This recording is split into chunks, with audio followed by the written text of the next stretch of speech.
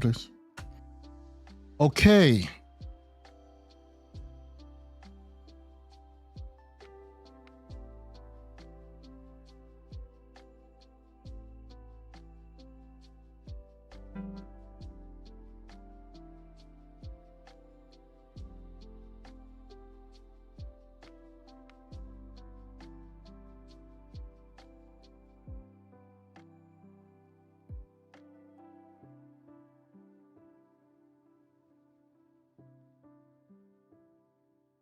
Welcome back, everybody. This is the nightly broadcast of, we'll say, very early broadcast, depending on where you are. I'm just gonna catch up on what has been happening. It's been a busy day for me, and also I know it's been a weekend for some, and also a lot of engagement you try to catch up on during the weekend. But at the same time, yeah, I'm gonna show up every day and do it again and then again and get better at it. It is what it is. So a lot of our stories are coming from Nigeria, and also some from the West also. It's quite interesting. I just want to start with the security situation, and also with the movie The Herd. I learned that I've not been able to watch it. I'm planning to watch it as soon as I get the opportunity to, but there's been some criticisms that I think has been out there with respect to the movie. Just trying to see if I can get one or two here.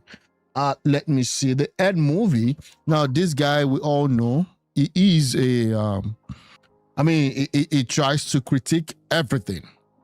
It tries to critique everything. So the Herd movie is a poor attempt in trying to represent our reality in Nigeria. While the movie can be praised for its visuals and cinematography, the film pushes negative stereotypes, has a poor storyline, and the ending, which is, you put your movie out there, you should be open to criticisms, right? The negative stereotype.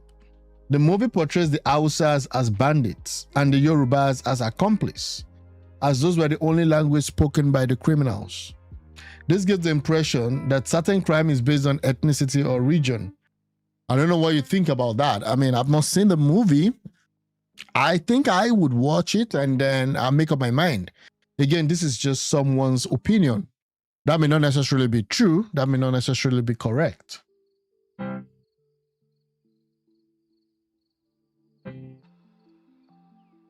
The churches were also portrayed as an accomplice to the insecurity issue we face. And lastly, the police who abandoned the search for other victims after rescuing just two shows gross incompetence. Again, it's a movie. It's a movie, okay? It's not, you don't expect movie to be like word for word or portray the exact reality on ground. They have to embellish it in such a way that it's going to be catchy to the audience. And I'm just saying, errors in the movie. Okay, talking about Abiba, talking about Igbo victims, okay? The bandits claim that the victims didn't know Abiba could understand English. Meanwhile, in the movie, Abiba demanded ransom. Again, this is just opinion. Let me see. Oh, they had 2015. 16 plus a 2-hour movie. Yeah, I'm going to see if I can watch that and see what comes out of it. Yeah, and people are kind of agreeing that, it's a cinematic misfire that despite impressive visuals and technical execution fails to engage with the complexity of Nigerian reality, opting instead for shallow tropes and narrative conveniences. We'll see what happens. Yeah, we'll see what happens with that. But it is what it is. Again, there's been a lot of back and forth, with respect to the situation in the country. Everything is now at a crescendo level where things are getting really, really hot. And it is what it is. We continue to call for free and fair elections. So this is Sarah Ibrahim, one of the top obedient associate of, I would say, Peter Obi. The APC government is destroying democracy in Nigeria. Political parties in Nigeria are now under siege. This must stop. The obedient movement will not back down. Not now, not ever. We must protect Nigerian democracy. Maurice Moye had every reason to be angry. Having spent over 40 million of his personal money, he doesn't enjoy none of the benefit extended to those whose only contribution to the movement is tweeting from morning to night. They fly with Obi to eat breakfast in London and lunch in Frankfurt. Okay, Obedient Saga. It is what it is. I listened to... Okay, so this is a 2021 tweet or a post from AIT. And this guy is Sheikh Gumi. His name is out there. I mean, his name trended yesterday. Let me see what he has to say. We are under pressure to fight government that has helicopters, is bombarding us. So you remove the pressure, the need for the money is there. When you go there, you don't see any luxurious life. You don't see any luxurious life at all. They are living in huts. They have nothing. They drink sometimes from the stream. So I don't think we can say that they are used to a luxurious life that they won't live it. Actually, they don't even know it with all the money they get. Sheikh, like you said, they are under pressure. Government is bombarding them, and according to what you say, they are saying that it looks like they're under attack. So maybe they're acquiring weapons to protect themselves. But then again, if the pressure is that much, why don't they renounce banditry? And are they also considering the lives of those that they are also taking, and the lives of people that they are also making, unlivable? Okay, so let me get this straight. They're not happy with the government. Then they're living in certain miseries. Then because I'm not happy with the government, I have to kill somebody or unalive somebody. It doesn't work that way. This is 2021. This is where the excuses that they were giving, and now the whole thing has boomeranged, and the whole country is feeling it. Okay, you see, if they leave banditry, they won't have source of financing their war machine. The question you ask, why are they fighting them? You see, the herdsman has gone through a lot of hardship. No government has really actually sat down to see into their flight, to modernize them, to even spend anything. Not one kobo of our Nigerian budget goes to them. And now they feel they...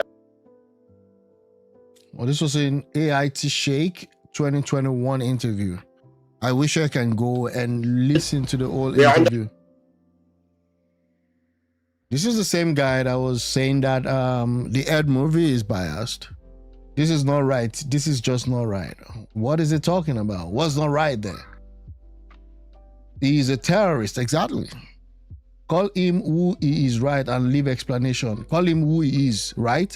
Leave explanation. Bashar Ahmed, if you look at Saudi, Qatar, Kuwait, Bahrain, UAE, Jordan, and Egypt, they all have one thing in common. They do not allow Wahhabist indoctrination and radicalization by any Islamic scholar. That's why those places are relatively peaceful today. Being an Islamic scholar to preach and give sermon is vetted and strict. I've been to nearly all of these countries except Saudi, but I know for a fact that Saudi even has the strictest rule before you can be allowed to preach. They've seen the danger of religious miscalculation and indoctrination. Exactly. We allow every kind of stuff. And that's crazy. The Director General of the Department of State Services, Mr. Tosi Andiola, briefing President Bola Ahmed Tinubu on the security situation on Friday night. I hope the briefing went the way it should go, because it's becoming dire and it's becoming crazy. Peter Obi has weighed in on Nnamdi Kanu's conviction, and I just want to read that. It's a long ride. Kanu's conviction at a time like this, the news of Mazi Nnamdi Kanu's conviction should compel every well-meaning Nigerian to pause and reflect. Okay? We're reflecting, we're pausing. This is coming at a time when our beloved nation is facing severe economic hardship, insecurity, and the consequences of poor governance. Rather than reducing tension, This unfortunate development may well only aggravate it. I've always maintained that Mazi Kanu should never have been arrested. Oh, okay. His arrest, detention, and now conviction represents a failure of leadership and a misunderstanding of the issue at stake.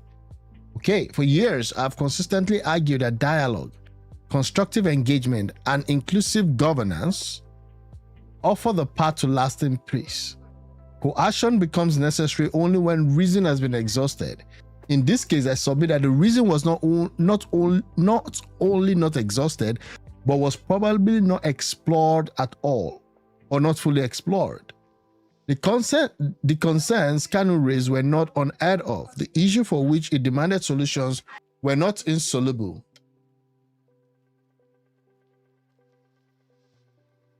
It only required wisdom, empathy, and a willingness to listen. In any functional society, such grievances are met with dialogue and reforms aimed at strengthening unity. The government's approach has only deepened mistrust and created an unavoidable distraction at a time when citizens are overwhelmed by harsh economic realities and insecurity. Hi, welcome to the show, Fash. While some may insist that the law has taken its course, leadership often demands more than a strict, mechanical application of the law. Nations around the world resort to political solution, negotiated settlements, and even amnesty.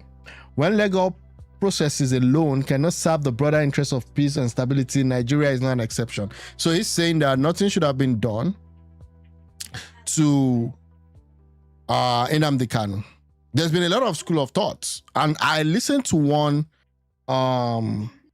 interview today with Channels TV at Abuja, where one of the individuals that was involved in the case, it was a prosecutor, came to talk from his own side of the whole story. Now, I may not totally agree with what he said, but he was of the opinion that in the way he should. Again, that's his opinion. I'm all for having a political solution, but that also should come come with certain agreements and certain stuff to turn the Southeast to a peaceful region once again. The handling of Kanu's case mirrors the government as a man trapped in a hole, but who, instead of looking for a way out, keeps digging deeper. It worsens not only the government predicament, but also the nation's collective condition. If we truly desire a new Nigeria, okay, a united, peaceful, and progressive one, our leaders must choose healing over hostility, reconciliation over retaliation, and dialogue over division. You can see the rhyme there, right? Only by addressing grievances with justice, fairness, and compassion can we move towards a future where Nigeria feels heard, valued, and saved. My ultimate call at this time, without prejudice to how anyone feels about the decision of the court, is for us to be optimistic for peace and reconciliation, which will come in the end. I'm also saying thereby that the presidency, the Council of State, and the credible statement who love this country and who are interested in cohesion and inclusivity should rise to the occasion for a lasting solution. So this is Peter Obi's take on the whole matter. And look at the first reply: don't kill our terrorists, don't arm our terrorists. What else should anyone expect from a man who once claimed that the same violent gang butchering his own people aren't terrorists simply because he feels comfortable breaking bread with them? Again, I'm saying now, Nnamdi Kanu admitted in his interview that he founded and funded ESN. He issued a stay-at-home order on May 30, 2021, threatening anyone who disobeyed. He ordered that Nkoso be buried with 2,000 human head, of which 30 were procured by his followers. Wow. This is a full list. Now, this guy, I know is sympathetic to the current government. But this is what he's saying. And this guy is also living in the Southeast. His incitement led to the death of 128 police officers and the burning of 167 police stations. That was the judge. The witness said, Radio Biafra, okay, let's look at this. Radio Biafra, where it broadcasted live, all its atrocities is not licensed to broadcast in any country, according to a witness. Some IPOB and ASM members were captured by Nigerian security while eating human flesh, claiming it was for spiritual fortification. Wow. The statement, people will die and world will stand still, constitute a terrorist act. That was according to the judge. Over 30 Nigerian army personnel were also killed as a result of his incitement, according to the judge. Justice Omotosho classified Nnamdi Kanu as an international terrorist based on his operation, noted that his conduct in the country was also unruly during the trial. Nnamdi Kanu told the prosecutor counsel, God will punish you now forever. Wow, so this was a reply to Peter Obi's tweet. But there was an interview today, and I want to play that. Let's look at this. When I saw the conduct of... This is not what I want, but again, let me just... I'll look forward the right one. Shouting on a judge directly and you think he will do what? There were allegations of killings of so many soldiers by the IPOB, sit-home at home on Monday. Well, those the Igbo people who even violated the sit-at-home, so many of them were killed. I was thinking there should be a political solution. And I'm sure after this conviction, maybe the president may grant him pardon. El-Rufai is no longer the governor. Is there no killing?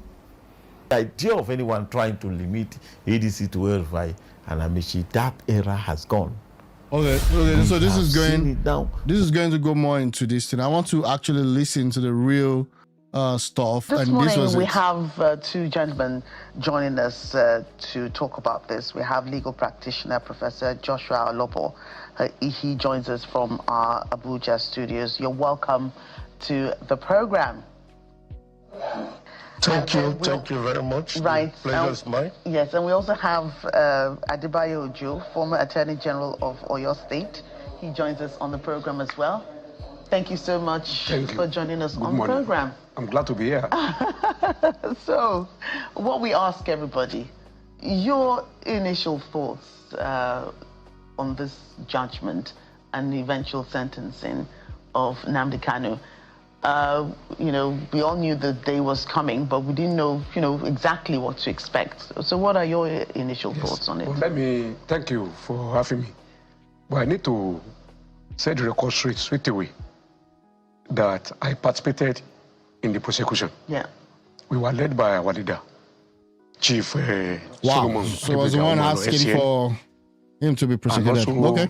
Mr. Suraj Saida, SCA. I'm the third lead counsel in that matter. Yes. You see, the case has a checkered history. It all started in 2015. Okay, fair One enough. trial, 4 judges. 4 judges. In 2015, Nnamdi Kanu, the leader of the proscribed IPOB, was first arraigned before my Lord Honorable Justice Mohammed Ahmed. Okay. Now, a judge of the Court of Appeal. He was then in federal court. Barely at the matter taken off when Nnamdi Kanu objected and said he couldn't get justice from the judge court. And as expected, the judge returned the file to my Lord the CJN. Okay. Honorable Justice, to the CJ, as at that time, Honorable Justice Awuta. And the matter was reassigned to my Lord Justice So, who is now the Chief Judge of the Federal Court. He was then in Court 2. He started the matter. Nnamdi Kanu, in his habitual manner, also objected and challenged the impartiality otherwise of the judge. That judge also recused himself and returned the case file. Then it became the lot of Honorable Justice Yako to take up the matter. He filed a series of frivolous applications and several appeals, all to delay. And we must face fact and set the fact. All delays in that matter. Till last Friday were all at the instances of Nnamdi Kanu. In fact, he pursued an appeal from the Federal Court up to Supreme Court, which was right. He lost. He won in the Court of Appeal, which is what he was holding on to. Whereas he failed to inform people, and likewise his supporters and even his sympathizers, including some lawyers who have been mischievous. they failed to inform and let people that there was appeal. And the Supreme Court set aside the decision of the Court of Appeal on that matter. And the Supreme Court ordered that, remitted the case back to Justice Binta Nyako and said, my Lord Nyako should continue with the trial on those 7 counts. Supreme Court validated all those 7 counts charges and said they should continue. The trial was about to start when he came up with all series of applications again in his manner, until when he realized that he has reached a dead end, no trick for him to play again. And he also accused Justice Nyako of bias. Justice Nyako recused herself. Before Nyako again, he took several appeals again up to the Court of Appeal, which he lost 3 of them. Then Justice Nyako also returned the case for back to the CJ. And it was signed to Honorable Sokoto also. Where let me say, Professor Osekume, SN was in this matter before. He withdrew from the matter. Likewise, prosecution or defense? No, defense for him. He was in the matter before. When the man could not go with his antics, the man, in order to save his integrity, withdrew from the case. Then we started before Honorable Justice James Omotoso. Then he was being defended by our leader, one of the respected counsel in the country, Kanu, saying, former Attorney General of the Federation, at a live venture. Chief Onyeka Piasu, one of the best too in the country, one of the 10-ton lawyers. Then Mr. Paul Erukuru was there. Anuge, SN, Nkaso, Akarawe, the best anybody can parade.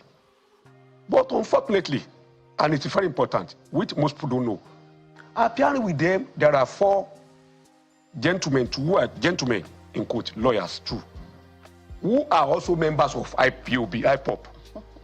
And I need to say, I must say, rather than taking objective, professional, and sincere legal advice from those top lawyers, the defendant prefer to listen to those 4 other lawyers who, when the other one withdrew, along with them, he retained those 4 lawyers as his consultant, legal consultant.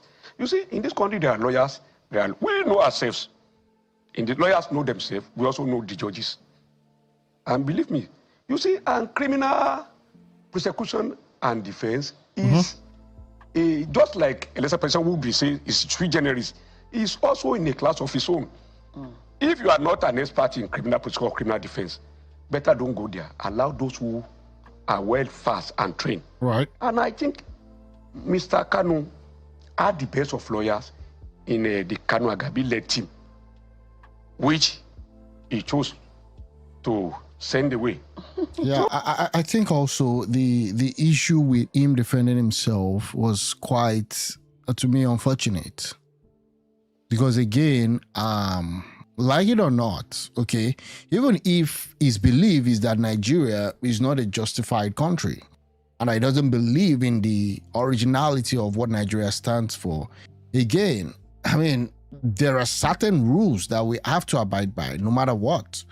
So him sacking all his lawyers, turning them to consultants, which I've never heard that been done before, I think in a way also didn't help his case. That's why I'm appealing that, you know, apart from the political solution that he wants to, that people are clamoring for, that is the presidency should come in to pardon him and also seek peace in the Southeast, that he also should also allow the lawyers to do their job, because I believe that judgment would be appealed. Okay, so that's just my thought. But again, I mean, this is a view from his prosecutor. Okay, this is a view from one of his former prosecutor, not necessarily, you know, a view from somebody that really supports him. So a prosecutor would definitely want him to get the ashes sentence. Okay, no matter what. So again, you have to put that in mind if you're listening to what he is saying. Mind you, it was the one that wanted to nail Nnamdi Kanu. Okay. You see, and again, I need to say this. All the issues that he raised before my Lord Omatoso had been raised and decided by the Supreme Court. Talk about, it was reported in the Blender. Free him. That's foreign and maybe they might free him. Talk about this of extra rendition. It had been decided and pronounced upon. And the court said it will not feature the trial, no matter the way you are brought back to face your trial in Nigeria after you ran away. Then he raised the issue of that some laws were repealed. Supreme Court said no. The law is that the mere fact that a law or an act had been repealed does not mean that anything done under that law will go away, because there is always a what we call saving transition in any act, which will preserve what had been done under that law, and it will still go ahead. And Justice Omatoso clearly, pronouncedly and profoundly pronounced on all those issues. So all the issues that he raised before Omatoso had been dealt with. And what do you expect?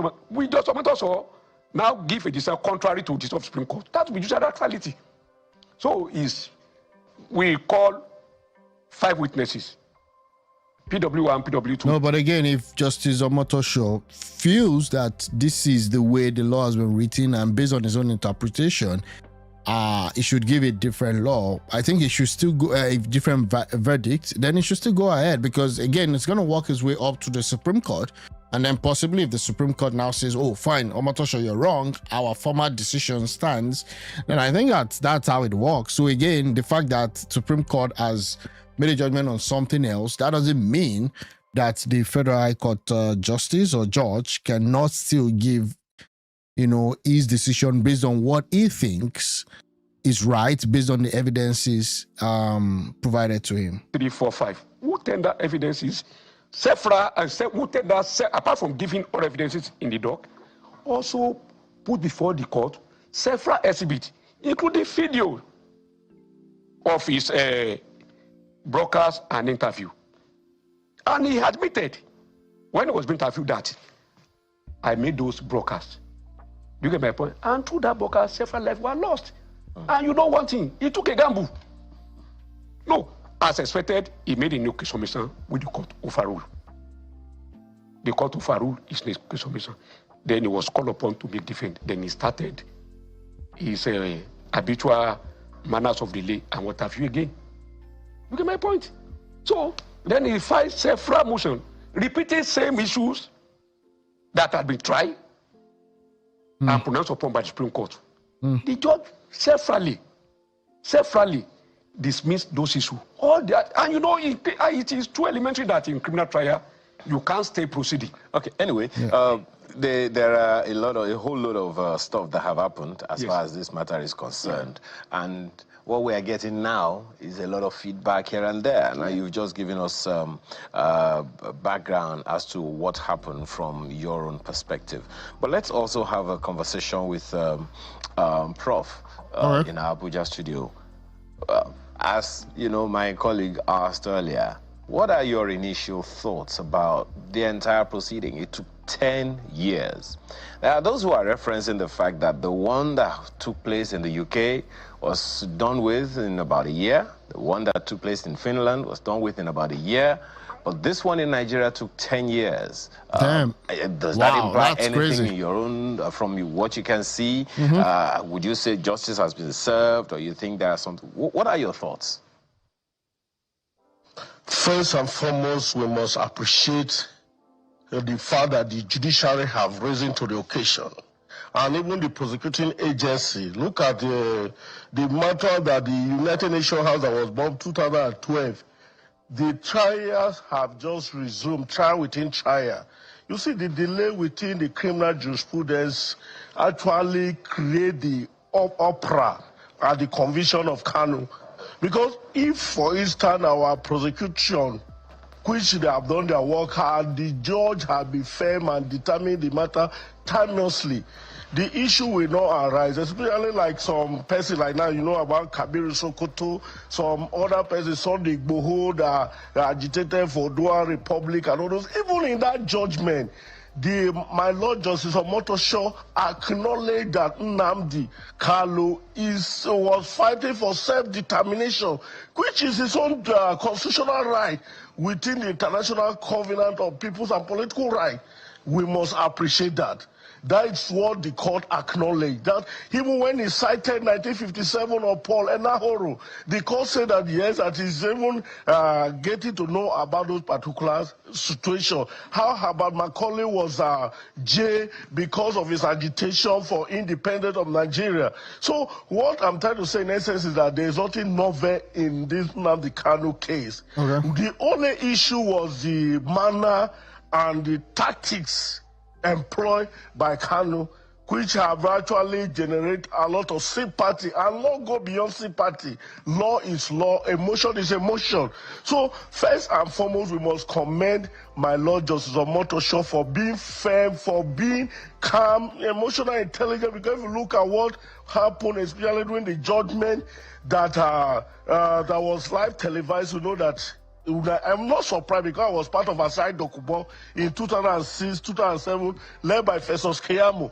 That is the antics of freedom fighter. They can use words on judges. And it wasn't novel attitude. But the only issue in this case was that Nnamdi Kanu has the best lawyer, as my learned senior advocate have asserted. Right from before even Kanu Agabi came, Kazu is one of the best lawyer when it comes to criminal and election matters. Then you also recall that Michael Zokoma at the point was also his lawyer. And if you look at this judgment, before the no case submission was overruled, his lawyer participated in cross-examination of all the witnesses feeded by the prosecution. So now the issue, because some say that the court will have assigned him a lawyer since Section 1 Sub 2 of the Terrorism Prevention Act 2013 has amended, carry capital offense. How do you provide a lawyer for someone that have area of senior advocate that have participated holistically? And he get to the point of defense, and he decided that he want to conduct his defense by himself, which is within the realm of the constitutional right. Yeah. Because things will work out for all. Yeah, I think at some point there'll be some resolution. Nigeria is becoming something else. Section 36 give the latitude to any person to defend himself, either represented by a lawyer of his choice, or defend himself or represent himself. So, and even in my Lord Justice Omotosho also acknowledged that there were some lawyers that he called consultant, which is quite novel in a criminal jurisprudence. And the court allowed them record their presence. At any given time, they were consulted or there was conferences. So what I will say is that this is a wake-up call to Nigeria judiciary. Let's be firm. Heaven will not fall once any person is convicted. The only issue is that some feel that some person are above the law. The delay tactics employed, not only Kanu, even by order, because recall that this matter started 2001, not the 2015, because there was a fresh amendment. There was a child that was, after he was kidnapped, let me use the word kidnapped from Kenya. Then that was the basis of this particular matter. So I would not like to say from 2015 at the 12, even though some incident backdated to the acts from 2015, but this particular matter commenced in 2021, and that is why we must also look at the judgment. Okay. Even though the judgment, the court is under duty to give the mandatory sentence of death penalty. The court does not have discretionary power. One, there's a mandatory provision. But my law bend the law, just with human sympathy, quoting Matthew 23, verse 23, which will normally make as the alluticos. And it tempered justice with mercy. And I keep on saying, if Kanu one call lawyers go to appeal, and the prosecution appeal the sentence, it may even revert from life sentence to death by hanging. And also know that the life imprisonment does not mean that you'll be in prison throughout your lifetime. It's just a duration of 21 years. Oh, really? And that 21 years. No, I don't think that's true. Like, life imprisonment is life imprisonment, except you get early parole or you pardoned. right? I don't see where life imprisonment becomes 21 years. The prison calendar, 9 to 10 months make a year. So it's less than 15 or 16 years. And also what the court did not have about their mind in this judgment, section 416, sub 2, paragraph E, which is a sentence guidance that once you are convicting someone that are being in custody, the period of incarceration need to be factored, which means from that 2021 that he has been in the custody of DSS, that period have to read. But the judgment said that the sentence commenced from the 20th, which to me is a grave violation of the Administration of Criminal Justice Act. And although it can be remedied, because that period that he was incarcerated, isolated in DSS, the sentence ought to start from that day. That is 2021 when he was kidnapped. So let me get this straight, Prof. Well, just 1 second. When you say that a life sentence is a maximum of 21 years, I want to understand. I thought life meant limitless till death do us part. Help me understand what you mean by it's just 21 years. What the hell? Yeah, that's the position of the Supreme Court. Really? And as expert in criminal jurisprudence, the court has defined what constitutes life sentence. Life sentence is not that you are going to be there for life. It's a period of 21 years that constitutes life sentence within Nigeria criminal jurisprudence as decided by the plethora of cases by the Supreme Court. Okay, let me ask the SAN here. Is that correct? So are you saying that it's just a placation, this life sentencing? Couldn't the Supreme Court, the court just have... I studied. I studied, apart from law, criminology. Yeah. And I also took criminology in my undergraduate years at the primary university in Sokoto. And I have not come to here or come and cross any law which has fixed licenses to 21 years. Exactly. I'm surprised. That's but he's a learned professor. We keep on learning every day. Okay. So don't let us... we can go on with our subject of discussion rather than litigate that. Exactly. It doesn't even make sense. How will you say someone is given life? Then just say 21 years, right? Don't even say it's life stuff. Yeah. Does life sentence within Nigeria mean max 21 years? No, a life sentence in Nigeria does not automatically mean a maximum of 21 years. Here's the accurate position under the Nigerian law as of November. Life imprisonment. Prisoner is sentenced to remain in prison for the rest of their life. There's no fixed term. Possible only through executive pardon. Yeah, I mentioned that. And rare medical or humanitarian ground. Exactly.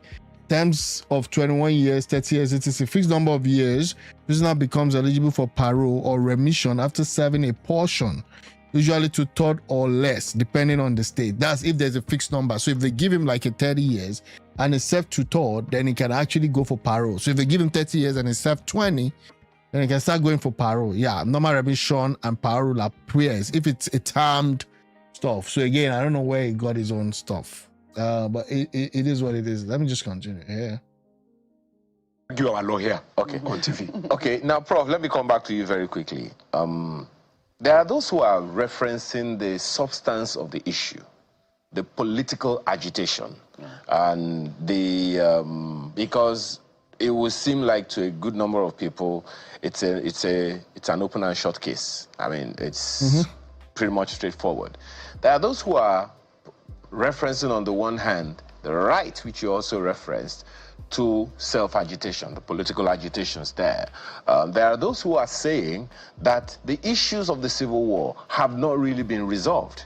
Yet there are those who are saying that as a result of the pronouncements and activities of the convict now, Nnamdi Kanu, that there have been loss of lives and loss of economic activity, loss of property and all of that. And then there are those who are calling on the president's political intervention. In all of these, which one do you think takes the cake? Or do you think the only way to go about it is to continue in the judicial path?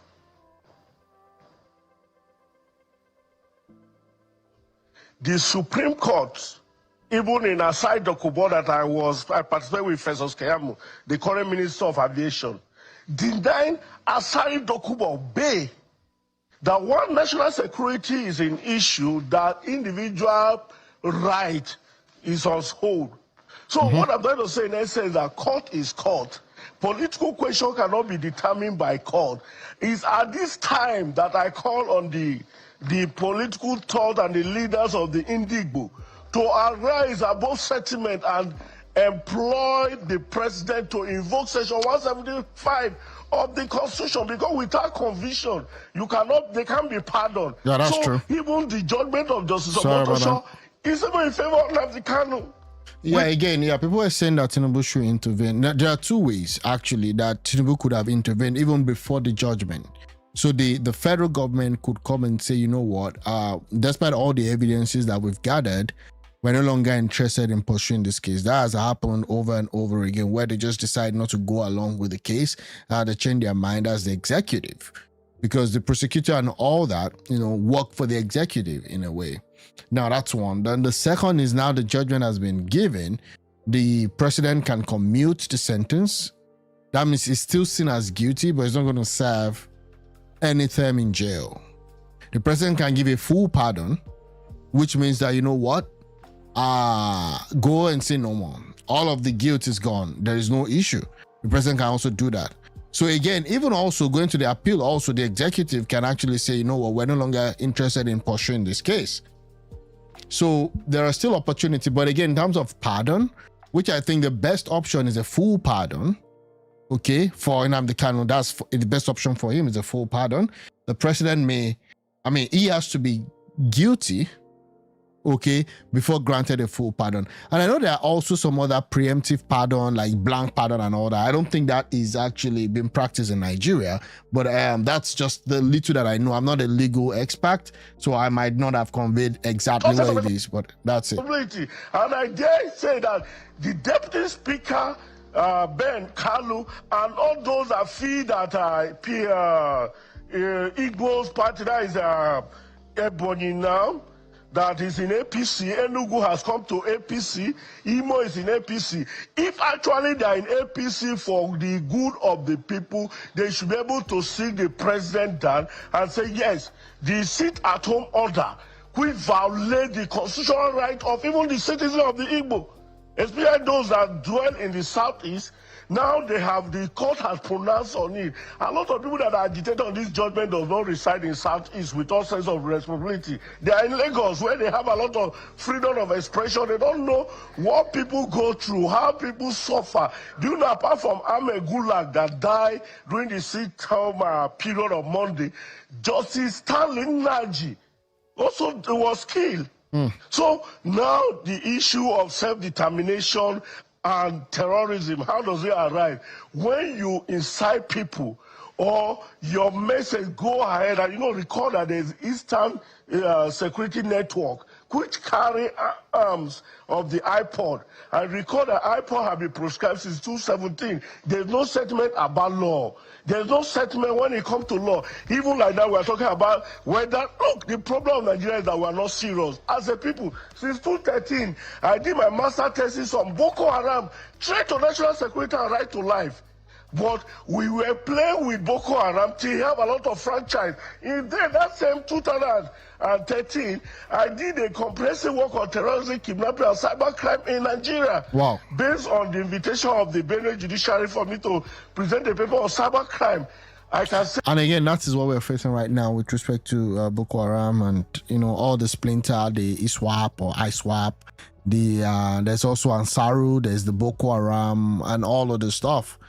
And again, it's just crazy. With all sense of responsibility that Nigeria is not ready to fight insecurity. That is why the genocidal aspect is consuming. Not to say that Christian is being a victim. Every person, whether you are a pagan or you are in any religion, there is a genocide currently in Nigeria. And there's no need of differentiating whether it's banditry or kidnapper or any terrorist group. Once you carry arms and put people in a state of fear, that's terrorism. And it's quite clear. And the way the Northerner is pampering it, especially Gumi, we say that it's my people, that we need to look at the poverty line. This is what is creating disconnect. Okay. In as much as there's equality before the law, let it be in reality. All right. Well, look at what the Office of the National Security Advisor have been doing. No, Ribadu is my very good friend. Okay. Even All right, though Prof. You know, thank you for those perspectives. Let me bring you to corruption in the rock. Just 1 second, Prof. Let me bring you to the SAN in our studio here. There are already readings of various other angles to the case. Some are saying, on the one hand, just as I told him, the accused or the convict, the person who has been convicted by the court, should appeal up onto the highest levels and all of those things, as is his constitutional right.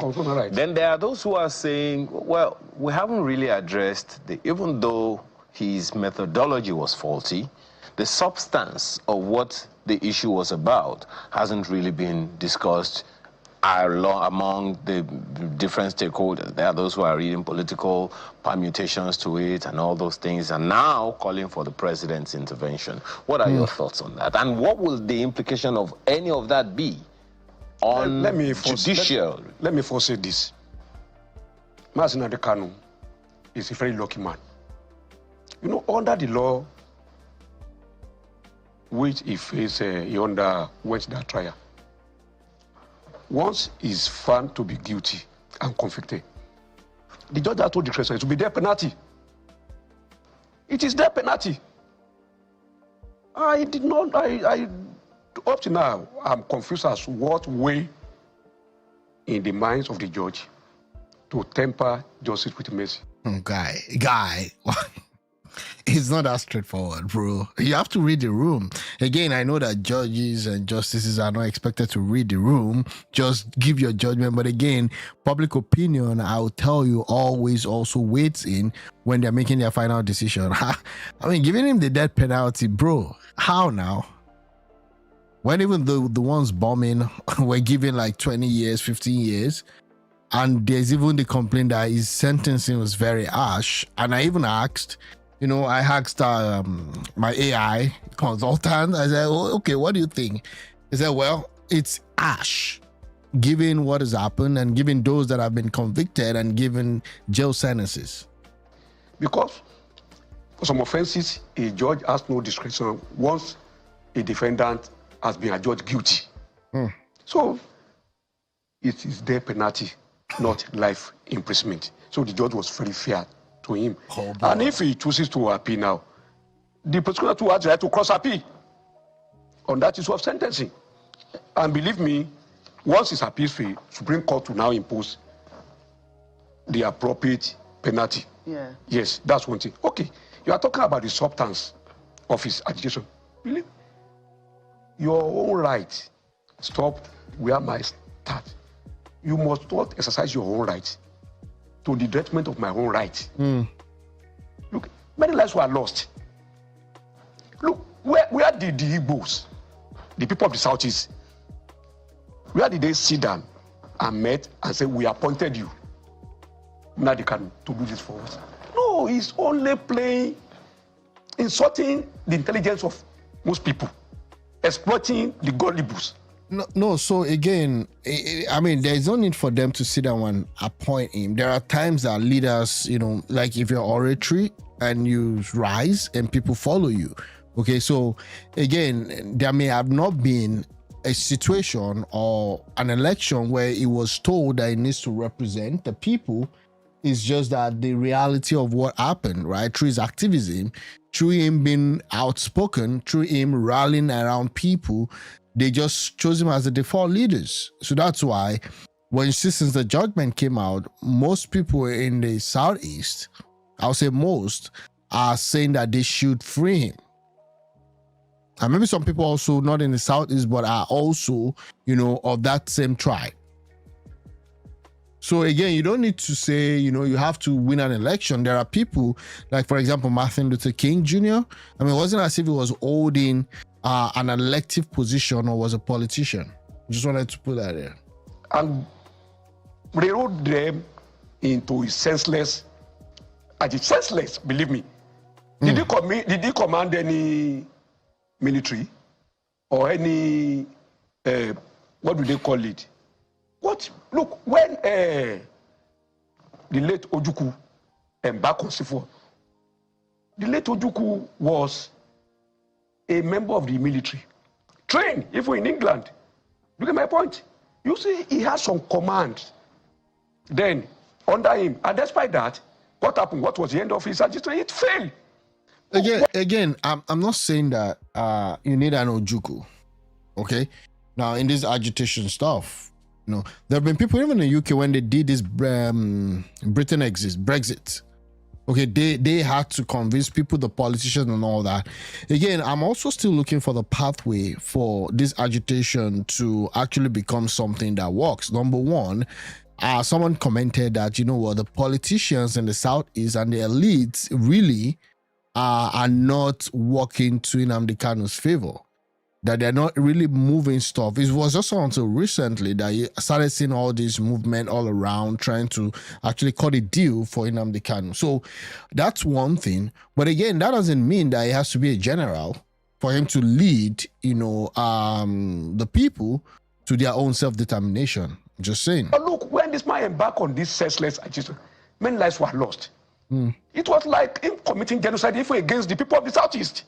And if we are, look at his disciple in Finland, Simon Ekpa. What happened there? He was sentenced to prison as well. Look, no agitation should lead to loss of lives. We must not shed innocent blood of anybody. And like we always quote the former president, Goodluck Jonathan, when he said, my ambition is not worth the life of anybody. Yeah. Look at the several people that he wasted their lives. It was even said that the husband of Pusakuili was killed, was murdered by ESN in broad daylight. A man who was going about his lawful duties. What are we talking about, the substance? Which substance? Let's forget.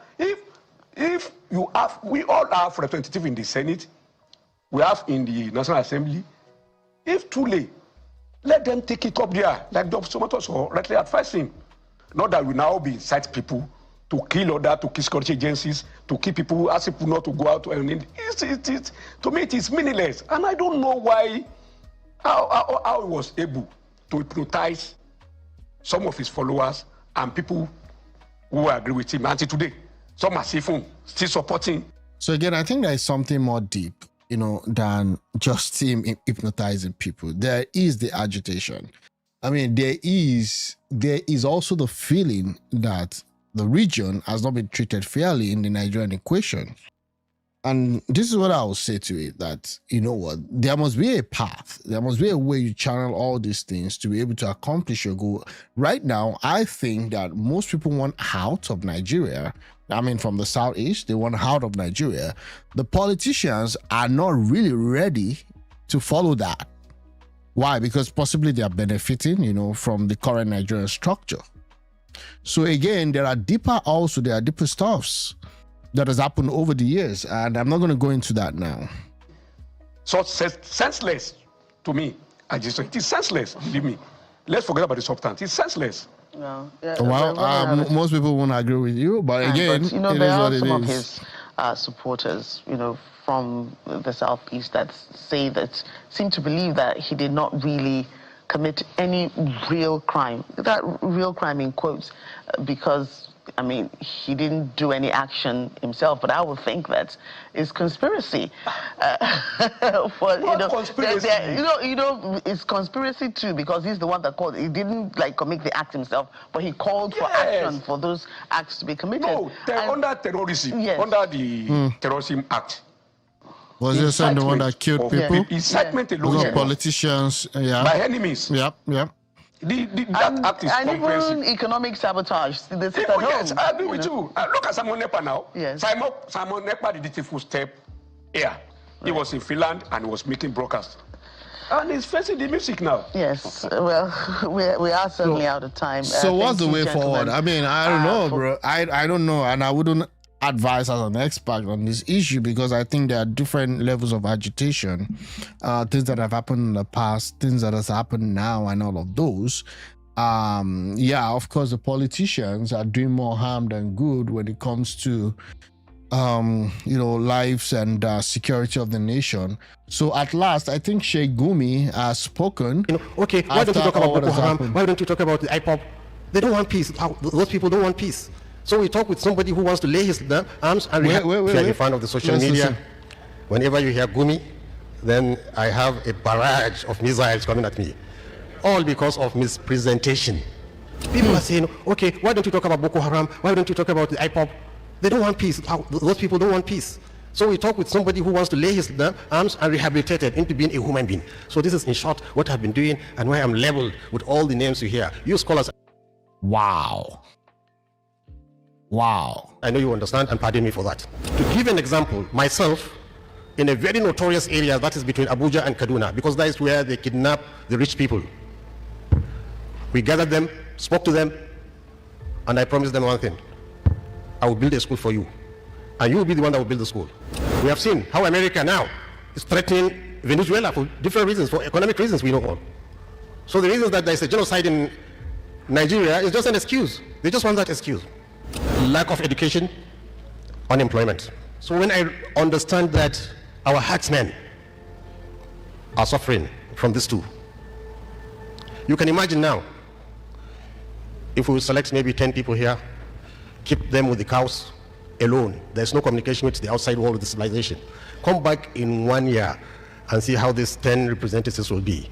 They will be mowing like a cow. Now in Nigeria, if you're a fan of the social media. Okay, so I don't even understand what he's saying. Poverty and what? Lack of education, leading them to kill other people. There is poverty almost everywhere across the country. The politicians have destroyed the country. So how is that justified for you to then go and kill others? So you are talking about the outcome. You're not talking about the deep-rooted cause of why they would even do that in the first place. Because I know before 2009 and 10, when this thing started becoming a big menace, there's been poverty, there's been lack of education. So what changed? I'm going to listen to all he has to say, and I will react to it. I'll try and put the link down if someone wants to just watch the whole thing without my reaction. Whenever you hear Gumi, then I have a barrage of missiles coming at me. All because of mispresentation. My dear brothers, you are all ulama. And you are more likely to understand. We found ourselves in an eye of the storm of insecurity which we are discussing, and we found the reason. The basic reason is what all this erudite professor has been saying. Lack of education, unemployment. These are the two evils. So when I understand that our herdsmen are suffering from these two, you can imagine now, if we select maybe 10 people here, keep them with the cows alone, there's no communication with the outside world of the civilization. Come back in 1 year and see how these 10 representatives will be.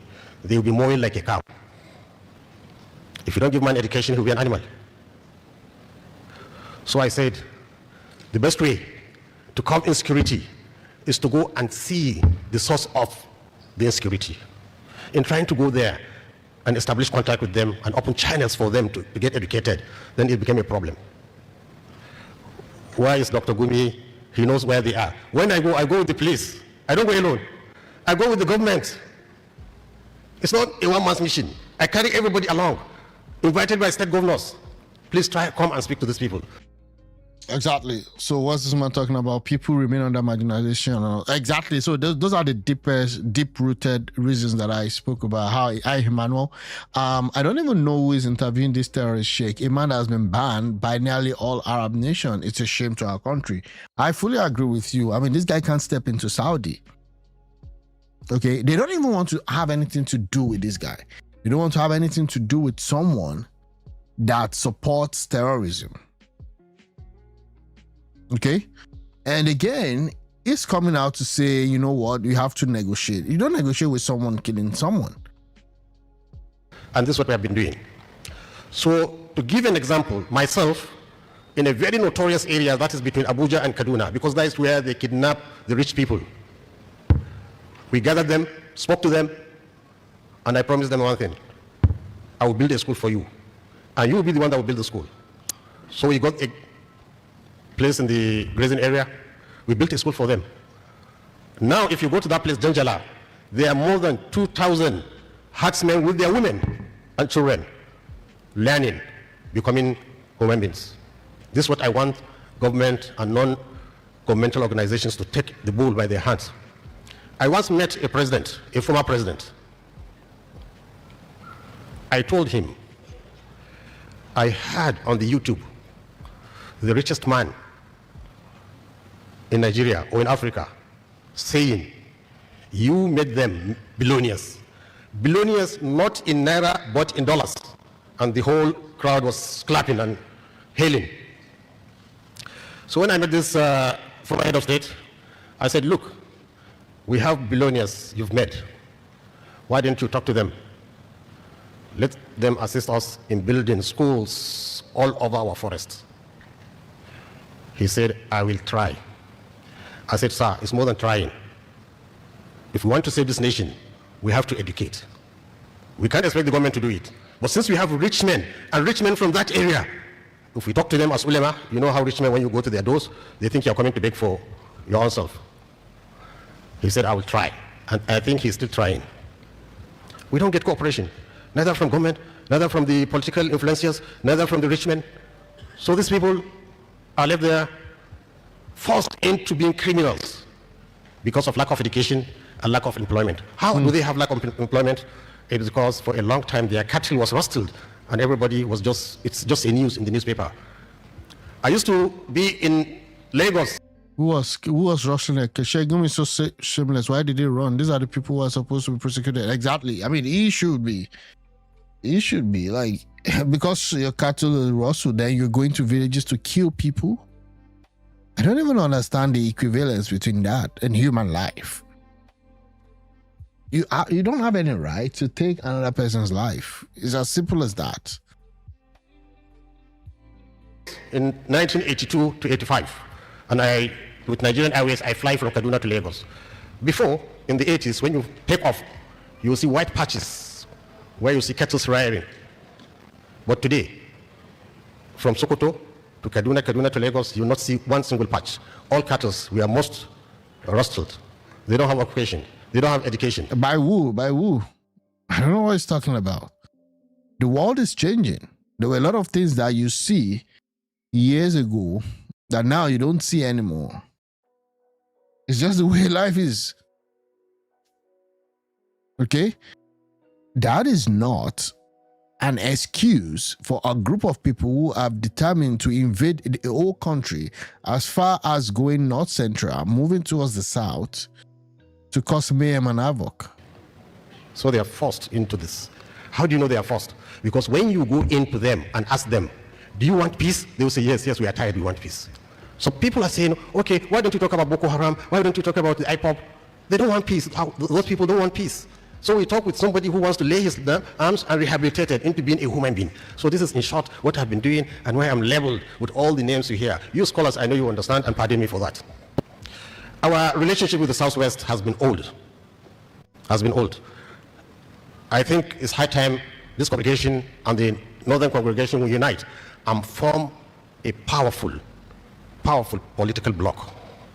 This is how the Jews, about 6 million in the world, are controlling like states like America, where there are more than 400 million people. Why? Because they are one bloc. What is he talking? How did we move from the problem of Nigeria to Jews? And block and control. Like in this whole speech, he's talking about control again. We're talking about stop killing people. We're talking about not shoot. I mean, there's an alliance already. And Tinubu is there. And I'm not sure he's even able to contain the problem. If the Muslims in the Southwest and the Muslims in the North will come together in a congregation and have a consensuous leadership, honestly, the story is finished. What? I hope this kind of conferences will continue, and then we Muslims in the Southwest and Muslim in the North, so that you guys can also teach Muslim in the Southwest to do what? merge it into one and elect leaders, officials that will run it. I'm sure Nigerian Muslims will be happy, especially when we are facing an existential threat. Because a colonist, an imperialist, they always have a reason. We have seen how America now is threatening Venezuela for different reasons, for economic reasons we know all. So the reasons that there is a genocide in...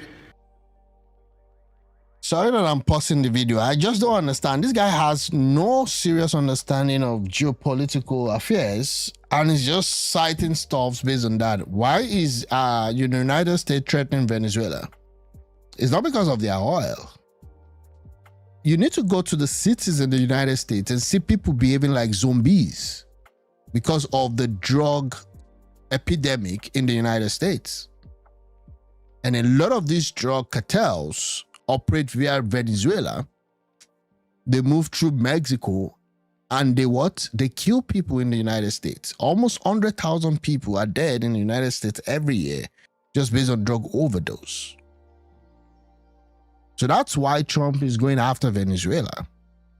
And again, the current dictator there, who ideally we know shouldn't really be leading them now, but again, it's their country, they can deal with it. But what Trump has been attacking are all those boats and all those ships that are bringing in narcotics. And that's why the dictator is begging him and saying, you know what do you want? Just don't come after me. They want the drugs to stop, but they keep bringing the drugs in. If you look at what happened in Mexico just last week, people are rising up against the presidency because the presidency or the prime minister, whatever they call her, has been siding with the cartels against the citizens. They killed a mayor recently, and people are like, you know what, enough is enough. They went to bomb one of the palaces in Mexico. So again, your fight is not with Trump, okay? Yeah, Sheikh Gumi. Your problem is with people that are making lives unlivable for others. Killing and maiming, kidnapping. Another kidnapping yesterday. One also happened like 3 days ago, Kebbi State. So I don't know what Trump has to do with this. Nigeria is just an excuse. They just want that excuse. And also, some of you have mentioned, part of it is because they see our demographic distribution. That if this trend continues, then it's going to be, it's not going to be nice for them. Okay. Yeah, that's it. Sorry, man, you're wrong. Okay. Yeah. I mean, that's my own opinion. Because now the political class have said the power should remain in the south. And when the political class decided the power should return to the north, so it will be they and that they don't want. So I think we should take it very serious. We are brothers. I could remember my father, may Allah have mercy on him, when he wanted to expand the Sultan Bello Mosque in Kaduna. He has been asking donations from well-meaning Nigerians and one single person, Alhaji Abdul Wahab Yenda Falawilu. Sorry, my Yoruba is very bad. That gentleman said, please let everybody keep his contribution. I single-handedly will build that mosque. Okay. And the mosque is standing there. As you enter Kaduna, that's the first thing you see. We don't have any animosity. Professor Balogun now just said he has been to the north. Many of you have studied there. Many of you have taught there. So our bond is an unbreakable bond, inshallah. And we should continue to strengthen it and also help each other politically as a political bloc and economically. In economics, we have to form an economic bloc. No matter how united we are. So again, in all of this, he has never said how he plans to stop the kidnapping, what should be done to stop the kidnapping, what should be done to those that are being killed. All he's just saying is we need to form a powerful bloc. We need to withstand the guy coming in. Okay? Whatever it is. What about those people dying? And all of that. This guy is wrong too for supporting terrorism. Okay, Jeffrey Sachs. Yeah, Jeffrey Sachs' point of view is that the United States, being a world power, has been the bully of the world. And mostly, some of his opinion about, the Russia and Ukraine situation, I do agree with. But in this instance, there's a clear case that has prompted the response. So again, I cannot get where Jeffrey Sachs is going through. And again, some of the problems that the United States military-industrial complex has caused, you have some of it that is being actually worked on, and the influence have been tried to be reduced by Trump. I mean, the withdrawal from Afghanistan was initiated by him. Even withdrawing troops from Germany all around the world, trying to also solve the Russia and Ukraine war, which is very, very difficult at this point, is being initiated by Trump. But the truth about this thing is this: what we're facing in Nigeria today is terrorism. And we cannot say that there are no support from international group with respect to all these guys that are kidnapping and killing with all the weapons and all that. There is argument here and there. There's been argument that, some of the money from the USAID also makes it to the terrorists and all of that. So we'll see what happens. The laws are meant for the southern Nigerians and not for the northern Nigeria. The north are clever politically more than the south because they refuse to convict, not now allowing the south. Yeah. I agree with that. I agree possibly, with that one, yeah. If we don't have economic power, we are still left behind. The north is an ample area for you, especially you Muslims, to come in there and also put your own efforts in seeing that we develop the economy, and also our businessmen will encourage them to come here and have a partnership with you so that this ummah will be strong and strong and strong. Thank you very much. Again, no discussion about how to solve this problem. But that's that about that. We'll see what happens. I just want to move on. And let's talk a little bit about politics and what's been happening. PDP crushed. Tinubu's attack on the opposition will be his downfall. Okay. Let's see that. PDP is balkanized today, the party that have so many governors, institution destroyed, artificial crisis manufactured, and we are proud that we are in a democratic nation. Okay. How could a country, how could a president be proud of this under his leadership? President Bola Ahmed Tinubu, such thing is going on under his own leadership.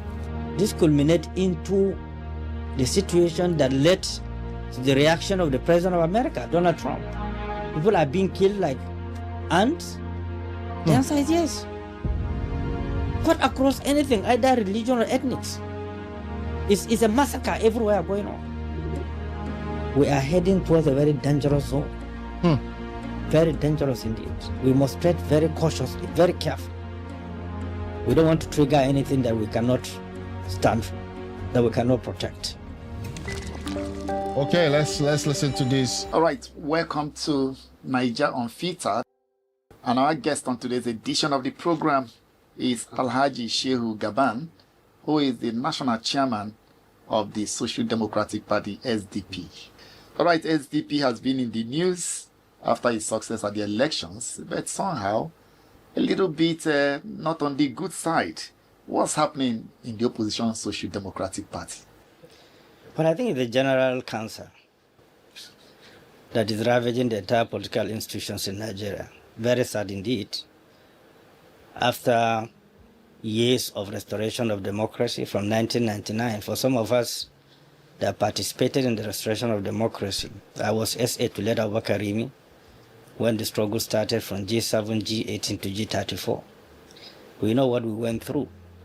We know the quality of conversation that led to convincing the military to go back to barrack and allow democracy to be restored. It's quite sad, it's quite disappointing that a nation that is facing close to 30 years under a civilian regime is yet to appreciate the institutions of freedom, democracy, and participation. So the kind of situation that is ravaging the country is not far-fetched from our fear, day one, when we push harder for career politicians to be at the forefront of presiding leadership. provided leadership for the country. But unfortunately, in 1999, most of the career politicians enveloped fear that probably there will be another military strike. People who have access to military government as of then took the advantage of the situation, took over government, devoid of morality, decency, patriotism, sense of belonging. And those are the things we suffered when we formed PDP.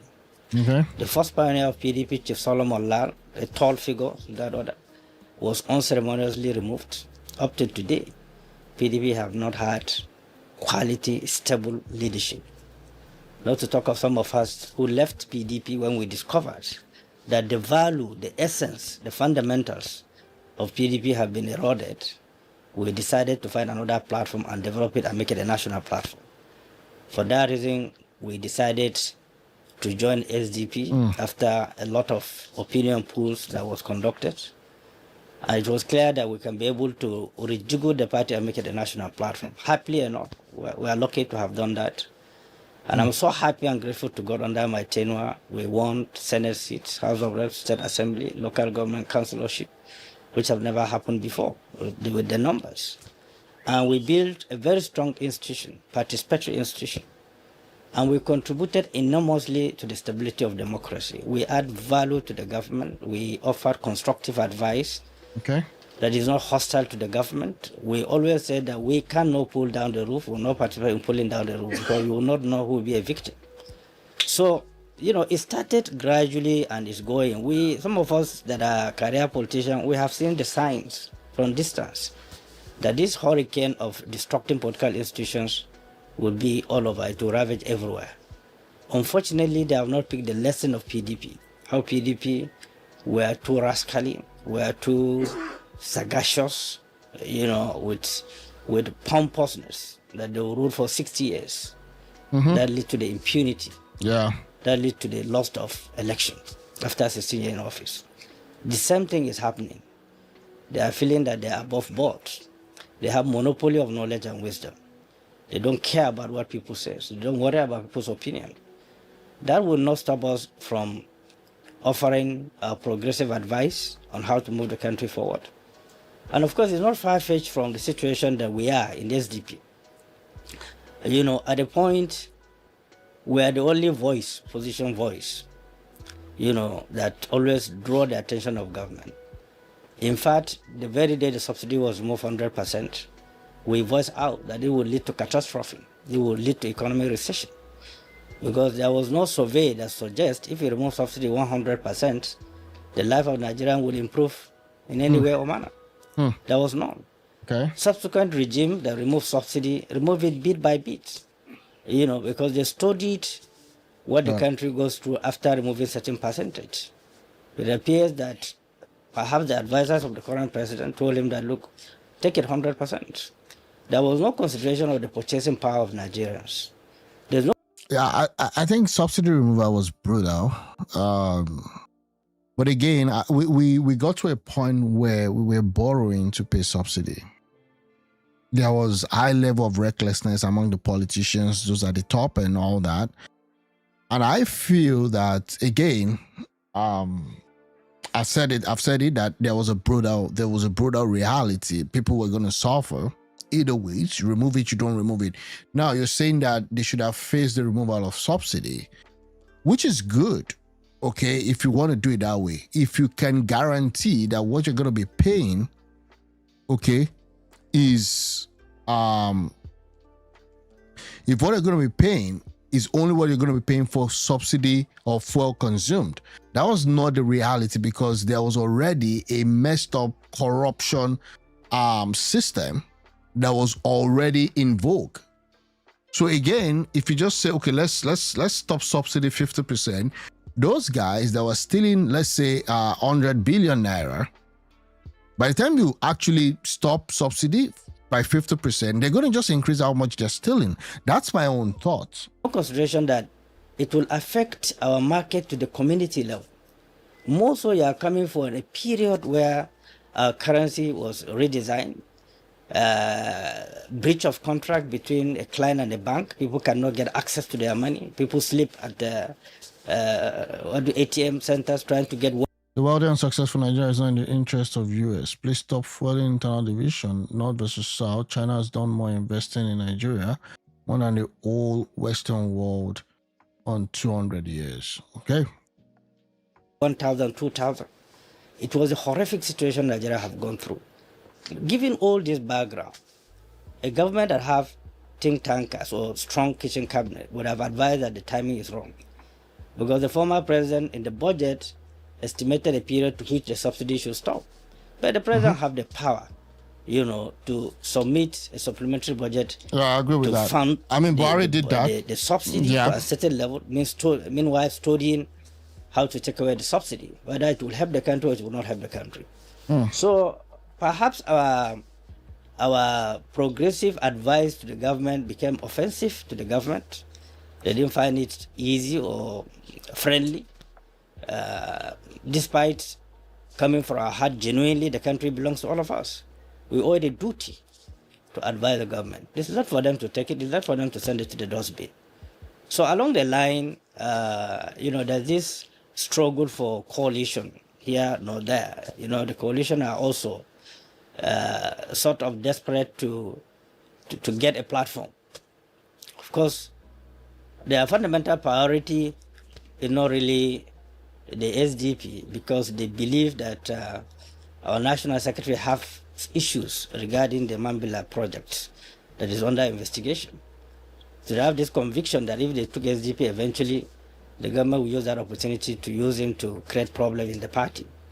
So for that reason, we are a second option to them, despite the fact that we've been engaging, we've been advising them how to do it, because there's a history of mergers. Some of them were successful, some of them were not successful. And the reason why people sometimes fall short of doing the right thing is because they ignore history. Those who were part of it, part of the success and part of the failure. So for that reason, we are engaging with them. We told them that the only way they can be part of any conversation with the SDP is to join SDP as individuals, so that we can have a robust conversation. What do? We look at the Constitution. Any amendment that is necessary. Logo, we need to amend it. Slogan, do we need to amend it? But you cannot change it from outside when you are not a member of the party. But they don't want to hear that. They just want to take over the whole institution. We are trained career people to build institutions, because Popular Party is a center of leadership recruitment. It's not a center of rascality or street behavior. So at that point, they believe that I'm not too open or too friendly to key into what they want. I'm worried about my own history, about my own background. Again, the government felt perhaps I'm opening the door or the corridor for their opponents, who are hostile to their policies and programs, and that is not comfortable with them. So they don't see me as a friend. I went through a lot of turbulence. I went through attempt of assassinations. And I reported. My security were withdrawn. At the point people came to the office with AK-47, I wrote a petition. Security came to the office, took the CCTV footages of all that have transpired, all in the cost of ensuring that either I'm being crushed or my views are being crushed. So that was how the crisis of SDP started. And of course, what happened next was that individual was used to start creating problems in the party. Okay. And they are being pushed to say that they should remove me from the office because I'm more friendly to them. Yeah, this is a long stuff. So, I think I'm going to move on. Again, what I just have to say with respect to the opposition party in Nigeria is that, see, nobody's going to help your party. PDP, SDP, ADC, LP, and all of those. Nobody from the ruling political class, APC, is going to help. In fact, APC is more interested in ensuring that all these opposition parties don't come together, all these opposition parties don't do what they are meant to do for them to be able to take over power. And again, that's the reality of politics. You can say there is someone from the APC trying to ensure that the other opposition party don't succeed. I believe also that APC, prior to 2015, also faced some of those problems. And again, you could say, fine, it's caused by the PDP and all of those. What I'm just saying is that as of now, where things stand, it becomes very, very difficult, as it were, to have a formidable force to stand against the current APC government. And that's the reality. Let me see. There's one other thing with respect to this PDP crisis. Wike should have been suspended in 2023 after the elections. Let me see this. We all saw what happened in the PDP secretariat. Oh. And then, of course, we heard about the suspension of Wike, which reminded me of you, because the last time you were here... Was I suspended too? No. I'm not a member of the party. The last time you were here, you said the PDP has to grow a pair. That was what you said. You said the PDP had to grow a pair. Have they grown a pair? Wike, to begin with, Wike, he should have been suspended immediately after the elections. That's number one. Number two, besides Wike, part of the problem of the PDP is our well-respected elder and statesman, Alhaji Atiku Abubakar. The party ceased to be a party before the elections. We must work with a sense of history. How has the PDP conducted itself since it lost the election to Buhari? It's never really organized, it's put its act together. It doesn't have cohesion. It has mostly the same actors being very visible. You don't see youth involvement. PDP disappear from what it used to be. Yeah, again, that's not me. I mean, that's someone that I believe knows more about politics. PDP. Hallelujah. Now, the Federal High Court in Abuja has I've seen this one. I just want to see this one and react to it. Let me just get this off. Okay. PDP is torn into shreds. Akpabio, who used to be a former PDP member, blast former Edo Governor Godwin Obaseki. Let me listen to this. Amen. I don't even understand what that is. Well, my dear brother, distinguished Senator Monde Obuabala, so this, I believe this is Edo State. Of Edo State. Okay. Let me also recognize your deputy who came from the Green Chambers just next to us. Like my brother said, the senior Senator Adams Oshumole, he said he would not say upper or lower chambers, but we understand each other, don't we? We understand. Those, God said in the Holy Book that those who want to be the greatest should be prepared to be the servants. So we are not interested in who is upper or lower. We are just interested in being servants of the people. Okay. The former governor of Edo State. We started hearing much about Edo State when Adams Oshumole became the governor of this state. Before him, even to get to the airport was a problem. Even at that time, the governors that ruled this state, half a kilometer, 500 meters to their houses, were full of potholes during the rainy season until you came. Wow. But like me, you were very interested in ensuring that you left the door in good hands. So you went to the World Bank and IMF to go and bring a successor.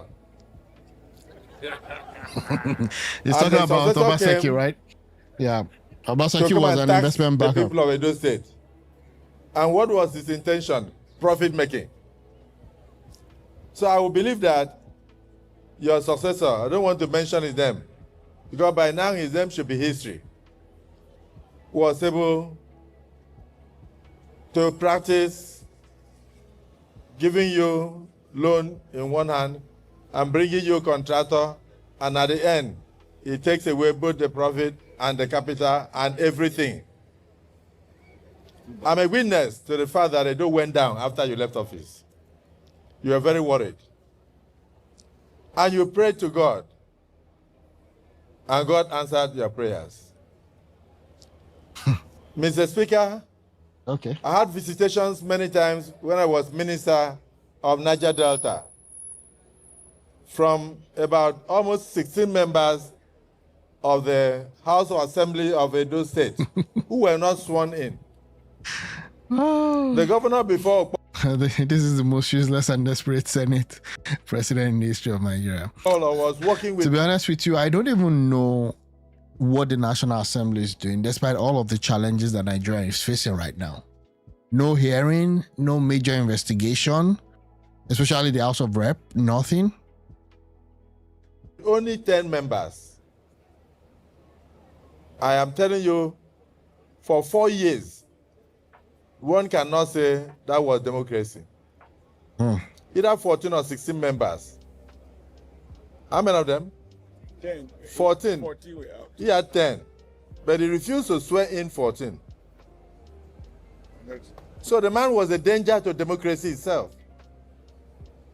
And those people roam around the streets of Abuja and Niger Delta for clear 4 years.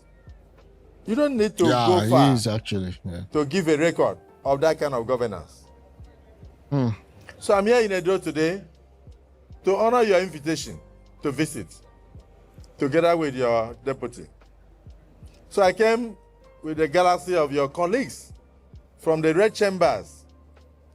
You have the deputy majority whip of the Senate, Senator Weboyin, who is here. You also have... But I like that people really like him in Akwa Ibom, though. I think they do. I mean, he's been one of the major, I would say, players, right, in Akwa Ibom. The deputy... Corruption everywhere, not deputy this time, the minority whip of the Senate, who actually, I don't understand what he's doing there, because he's presently on paper as a member of the All Progressive Congress. He's a progressive. But because of how good he has been, the Senate has not bothered him at all. Distinguished Senator Ositangu. Congratulations. You have your colleagues from Edo, led by your leader, Comrade Governor, not retired, still very active and strong, Adams Oshimole. May God continue to strengthen you. You have the leader. No, you have distinguished senators from Edo itself also. But the thing is that most of these politicians are also one and the same. Like PDP, APC, all these guys. Like this guy was in PDP before, now he's moved to APC. I mean, it becomes more like, now we don't even have like a coalition that would work and kind of, be an alternative to the current government of the day. So it becomes a little bit difficult to even say, how to play the real opposition. I mean, Peter Obi does what he usually does by, tweeting, visiting here and there. But then in terms of building that solid structure, I've not seen that. They've been able to fragment the whole opposition party. And most of the guys that, in PDP, most of them are corrupt. So it becomes very difficult for them to even stand against the government of the day. They are better, served by moving over to APC instead of them trying to confront APC. Senator Neda Imaswen. Senator Imaswen was formerly of the Labour Party. But you notice that at the Can you national imagine? level, It was in Labour Party. These were the people that got into position on the back of Peter Obi and NSAS movement, which turned to be Obedient movement and all of that. Now they got in there and then they defected. So that's why I think people are no longer buying that story of, because I'm part of the LP now, if you vote for me, I will remain there. I mean, most of them have defected. In fact, when this last election where the opposition party fared, woefully, LP, PDP, and LP, PDP, and ADC, when you add all of what they had, was not even up to what YPP, a party that is not even really known, got. YPP had 33,000, LP had 10,000 in the Anambra state elections. PDP had 1,400. And ADC, I can't even remember what that one got. And one of the things that was fascinating was that the new governor, the governor that was Mogalu, the governor that was from ALP, you know, the obedient guys were saying that, you know what, vote for this guy. He has promised that he would not defect when he wins. And I'm like, how is that even a campaign strategy? They were laboring in vain. And he said, I will no longer labor in vain. He came to me when I was presiding. He said, our SP, the Senate President, I'm tired of laboring. No matter how I try, my people are not feeling the impact at the national level. I want to join the Progressive Party so I can no longer labor in vain. Between Senator Neda Imaswen is here now as a member of the APC. That's an obedient. That's an obedient turned this thing. Monday's a member of the Red Chamber, and they're proud of him. Same with me. I wish him well. I only want him to stop demolition houses used by criminals because some landlords don't know why. God bless you. Okay. And when Okwebalo left office, we didn't know what was going to happen. But like magic that he has always done, he consulted with his leader, and in a very peaceful manner, he brought out another man of peace. Yes, sir. Very distinguished Senator Igwe. He's here with us. Yes, he's here with us. And he's part and parcel of your team in Abuja. We're almost complete. The twin Senator Dike Plan from Plateau State. He had always loved you, you know that. And he didn't even know we were coming to Edo. He saw us at the airport and he dropped his baggage and jumped into the plane. He said, I must come and honor Okwebalo. God will also honor you. That's what they are using our time for, We right? have also okay. very distinguished Senator Joel Onawakwa, just from your next door here, from Delta State, who said he must also be here. And a host of others that we could not accommodate. They all said, I should bring you greetings from the Red Chambers of the National Assembly. And then from the House of Representatives, many of them are probably on their way, but we had to carry one amongst them. A great son of Edo, a former secretary to government, to my brother Adams Oshimole, and currently the leader of the House of Representatives, Professor Julius Ihombe, is here with us. Prof, you're welcome to your state. So my speaker, that is running a complete house, not a fractured house, I recognize you and all the members That is shit of to the River House of State. Assembly in Edo. I recognize the peace. The chairman of the party and the deputy, who was actually my own in the National Assembly, and all the stakeholders, particularly the stakeholders led by my brother Ise Iyamu, and the great women of Edo State. You gave birth to all of us. And when the government is good, you are the ones that will know. The leaders of the churches in Edo State, when there is good governance, there is good harvest during communion and during Thanksgiving, during the bazaar. And when the government is bad, like what happened the other time, you will notice it also. Imagine the university, Ambrose Ali University, one of the earliest universities established in the South-South, getting only 41 million as subvention in a month. Not enough to even run the office of the Vice Chancellor, but they got that for almost 8 years. You came in, and under a few months, you rescued them by increasing the subvention from 41 million to 500 and something million. Will God not bless you? Will God not bless you? And I don't know, most of the things you are doing are things that God inspired me to do when I had the opportunity to be a governor. Imagine in my state, for about 12 to 13 years, University of Uyo did not graduate any medical student. Some of them were staying there and getting old. Some abandoned the university medical course, went to other universities to read other courses, came back there as lecturers and met their classmates still reading medicine. So when I became a governor, I did exactly what you are doing. I struggled, I provided amenity wards, I provided children's ward, I built infrastructures, I built over 10 blocks for them, 10 structures for them. I improved on everything, dialysis. I thought you wanted to say 10 teaching hospitals. Share the money. I'm telling you, man. So he built 10 structures. I thought you wanted to say he built 10 teaching hospitals. But again, I think he did some stuff. But I feel that we could have a South that is really, really like, you know, that is meeting places like Dubai and all of those. But again, it is what it is. Hi.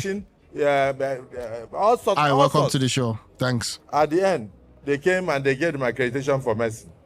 So they were able to graduate the first set of medical doctors almost 14 years after they were admitted into the university. Today I came to Edo, and one of the things they said here was the same thing. When you open the door to education, to children to be educated, you close the door of prisons. Today, Edo is rising. Edo is progressing. Okay. Edo is shining. And God will continue to bless Edo people. When I met the titular leader of Edo, Oba Eredowa, Oba Otokwe, it was almost Oba Awaibare. Even if I don't pronounce it well, he knows me very well. And he knows that I have the greatest love and respect for him. The Oba of Benin was the first person, the first major stakeholder of this state that you visited as governor-elect. That same day, your election was announced. We all followed you, and you went to pay respect to the Oba. May the Oba's reign be peaceful. Amen. May his reign be prosperous. Amen. May his reign reunite the people of Edo. Amen. Your Excellency, I recognize all your stakeholders, and I want to say, of all the names they give to you, I believe they should call you a unifier. Yes, sir. A unifier. For you to be able to work with your House of Assembly in unity, work with your deputy in unity, work with your leaders, past and present, in unity, you are a unifier. You are a great unifier. You cannot go wrong. Our prayers are with you. I remember that day in the Senate when you called me aside, and you said there is a rumor going on. I said, what is the rumor? They said, the rumor is that I'm drawing you close because I want you to be governor of Edo. I would say, shame on all you stupid set of rubbish people, Almighty God was doing. Wow, somebody's vexing here. Man, these politicians. That. And I asked you a question. I said, so what is wrong with that? Since you have the love of the people of Edo, God can crown that your love by giving you the position to show them the love. Today, I can imagine, just like I brought the first set of flyovers to my state, is Sokoto not doing the same? Imagine the schools that I'm hearing. I built over 6,000 classroom blocks within 2 years in office. I also declared free education. From primary school to secondary school level, paid NAPTIC fees, paid YF fees, NECO fees, and all that free. And then made sure that my people stop being house boys and house girls in Edo here, and also in Lagos. And you are all liars. Today, if you are looking for an acquired child, the person will name his price because you people destroy Nigeria. I agree. If you want him to be a cook, you will say no, that is a chef, and you have to pay him a chef's salary. Of course. That means you don't pay him anything less than he merits. What's he talking about? Most of them are now managers. So we handed over that industry to other countries. The industry of houseboys and housegirls. I predict today that by the time you are through with Edo as governor, that there will be no houseboy and there will be no housegirl. What is he talking about, bro? You will leave behind an educated elite educated I people. market tax of Nigeria. I set up what I call issues. Women in Agriculture Development Program. Mm-hmm. And I assisted the women, some of them with sums of 250,000 at that time, free for them to buy fertilizers and farming implements. And today, you have given over 1 billion to market traders to improve their trade. And you are now calling us to come and see mechanized agricultural equipment. There is no country that can boast of greatness unless that country can feed itself. So what are you doing? You are providing the flyovers and the roads. You are building educational... Oh my God, I don't even know how that stuff is even relevant to this whole thing. Nigeria, tell us the truth. Let us know our liberty. Okay. Infrastructure. You are providing for students. You are providing for medical students. You are providing for the market women. You are providing for the less privileged. And today, you have looked into the most important thing, which is stomach infrastructure. I want to congratulate you. I'm happy I'm witnessing this. You have a Monday fan here. Monday is really wonderful. Leader without noise from the corner. I see him as a leader, not because of the party, not anything but else. Yeah. So I guess, yeah. I mean, I don't know much about Edo State politics. I think it's unique. And again, just playing this as I think Akpabio is just more like just for Akpabio now, right? Talking about all he's done. It's more of yeah, it's talking about what, if you notice from this speech, and this is my own point of view, all of the things that he has said he accomplished was what he did as a governor. He has not told us one thing that he has accomplished as a senator or one thing that he has accomplished as a Senate president, which is much more, up there. Like number 3, right? Nothing. No acknowledgement of the insecurity situation in the country. I know this is an Edo State event, but at least you even pay some condolences to people that lost their lives before you even start some of this. I mean, it started in a very funny manner, but I'm just saying, again, it is what it is. I'm here to see that, yes, indeed, Edo is shining. Edo is shining under the APC. And thank God you even helped Obaseki to leave the PDP, if you see there. Because the PDP is torn into shreds. What? The PDP is torn into shreds. But he had torn Edo into shreds before he left.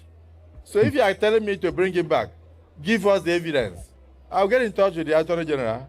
The world has become a global village. I do know that no matter where he is, he cannot sleep well if he knows that all the loans he took from the international community were squandered.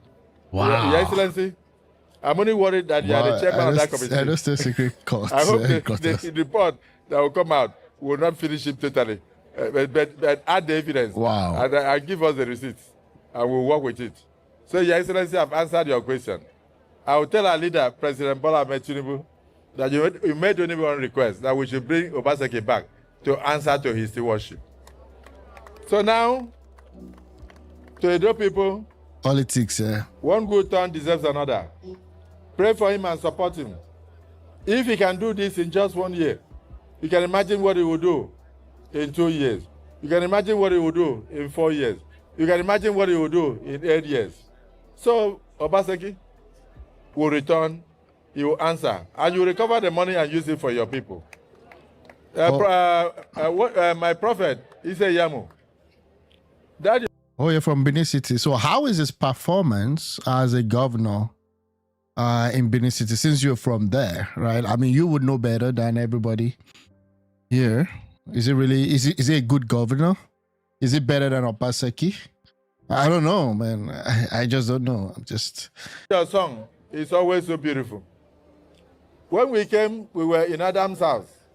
And as soon as it was time, he shouted. When he heard the result of the election, that Bola had become governor, he shouted, Yahweh, your name is Yahweh. You are the miracle working God. Your name is Yahweh. One more time. Okay. Yahweh. Your name is Yahweh. You are the miracle working God.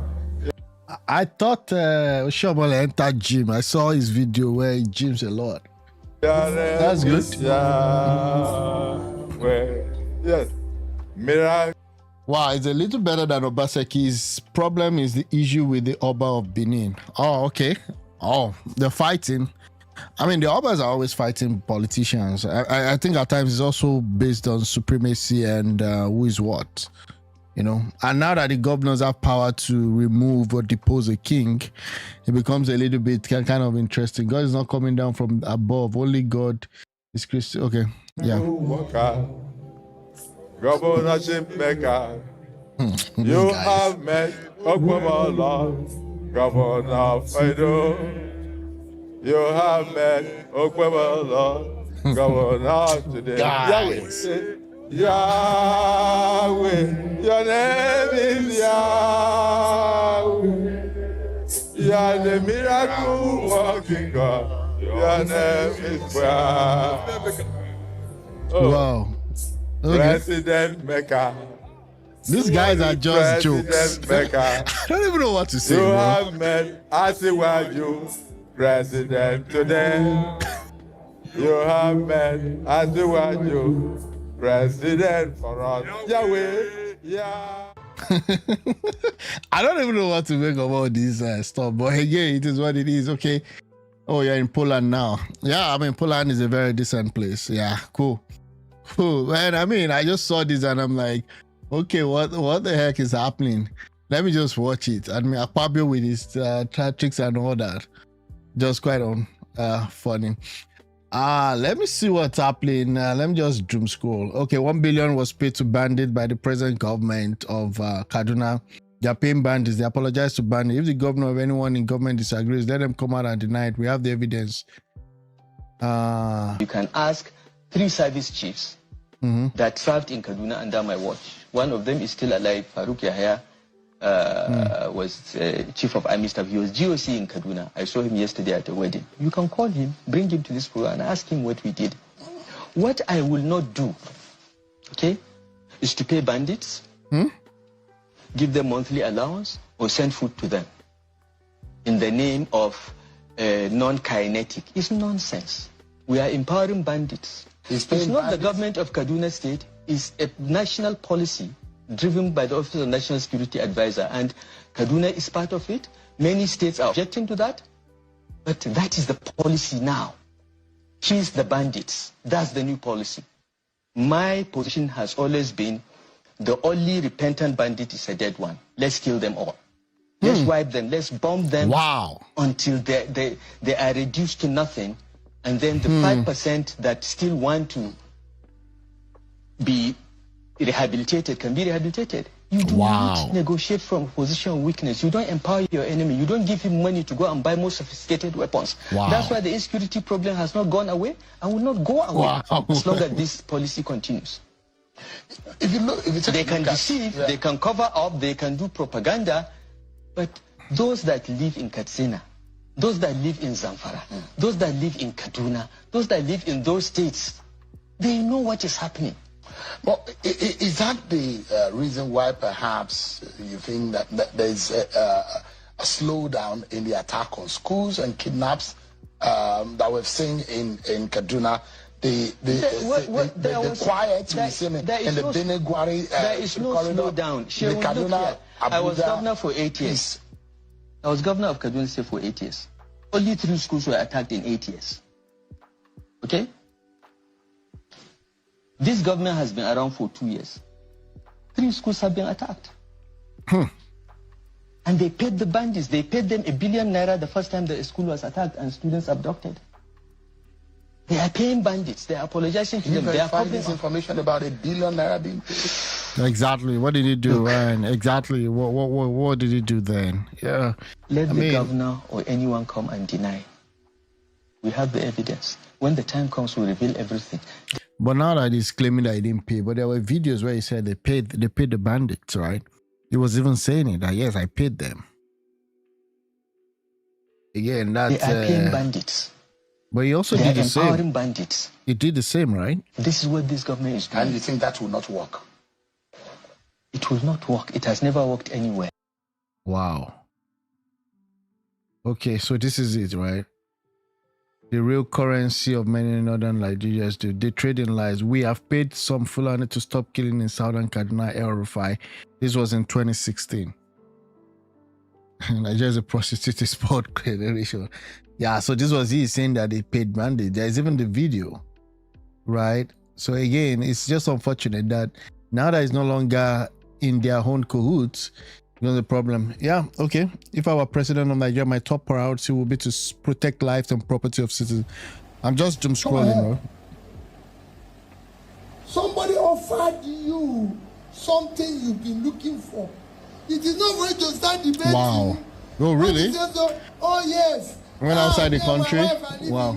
We are hungry. Somebody discovered, oh, Peter Obi and his family can no longer eat. You're saying no. It's not true. And we ate in the morning, but the one of afternoon, collect the food first. And then you know how you can ration it. That's what it is. That's my reaction. What I would do, I would have gone, even today you declare me president, I can tell you, number one priority is security of life and property. Number two priority is to put people out of poverty. Because the more you put people out of poverty, the more you reduce criminality. Fair enough. Number three is to invest in education. It is critical for a basic education. There are millions of people out of school today. A child that is 5 years, 10 years today, did not educate, will become a terrorist and a problem for you 20 years time. Wow. So invest in him now. Now you have the opportunity. Invest in health. All these people are moving around stealing public money. They don't need it. You're only bringing headache to your life. So that's my reaction to Trump. For me, it's a welcome speech that I would have been begging him. Well, that's well, the Northerner playing politics. So the Trump coming to Nigeria is a miracle to me. I pray for it. If Trump refused to come and save Christians in Nigeria, God Almighty will use another method. Yeah, I think at some point, to me, this is what I think is happening. The people that are being, disadvantaged and being unalived and being kidnapped and all that, they've been crying for so long. Nobody's listening to them. And these people that are doing the evil work, whoever they are, wherever they are, they're now emboldened. They're emboldened. They now stream some of their attacks and all that. And nobody cares about the little man. We'll see what happens. We'll see what happens. It's just crazy. Yeah, just looking at what's happening right now. Listen carefully to this brilliant Igbo lawyer. I love where she said influencers should be careful, especially Obi Kubana, Mr. P and Co. Where analysis on biased opinion on Nnamdi Kanu's trial. Her name is Awele Ideal. Okay, let me listen to her. But this is a long story. His right to appeal has been closed or foreclosed. No, he has a right to appeal his judgment. Yeah, we know that. Yep. He has a right to appeal that judgment. Then even when the appeal comes out, the judgment in the Court of Appeal comes out, he also has a right to the Supreme Court. It is not yet the end. So why the cry, why all the emotional things, why the insult on people? Must everybody support IPOP? I'm an Igbo woman, but I'm not IPOP. I'm not in support of them. Okay. Now we say justice is everybody's business. What about those who died? What about those who were killed by these IPOP people? So this is an Igbo woman giving us another perspective about what happened with Nnamdi Kanu. Let's see. She says she's Igbo. Now, allegedly, I can't, verify. Under his command. What about them? Dora Kunyeli's husband is an example. What about the unknown gunmen? Yes, I agree. He has every right to seek what he wanted. Every Everybody have a right to agitate for change. Everybody has a right to agitate for change. You guys know me. I'm stubborn when I believe in something. Okay. So at a point, I liked this young man. I loved Nnamdi Kanu. At a point. Because I could see a young man vibrating, wanting for change, calling for change, just like our late Ojukwu. Everybody loved the movement. Everybody loved the idea. Everybody loved the way it was going. But immediately bloodshed entered. I cut myself off. Immediately they started, the command and everything started. Bloodshed. It became another thing. I said, no, I'm not part of this. Because my duty first, my love first is to humanity. Okay. Nobody's life should be cut short because I'm agitating for something I don't even know if I will get. Now, what was the cause of the fight in Rwanda? Most of you don't know history. Most of you don't read. Everybody's saying, did he kill anybody? Did he do this? Did he do that? When you incite violence, when you talk to people in such a way that you ginger them, that is why influencers should be careful. I always tell, especially Facebook influencers, those that have the power to move people. Most people don't reason. Most people don't use their brain. Okay. Then there are some of us that have the brain.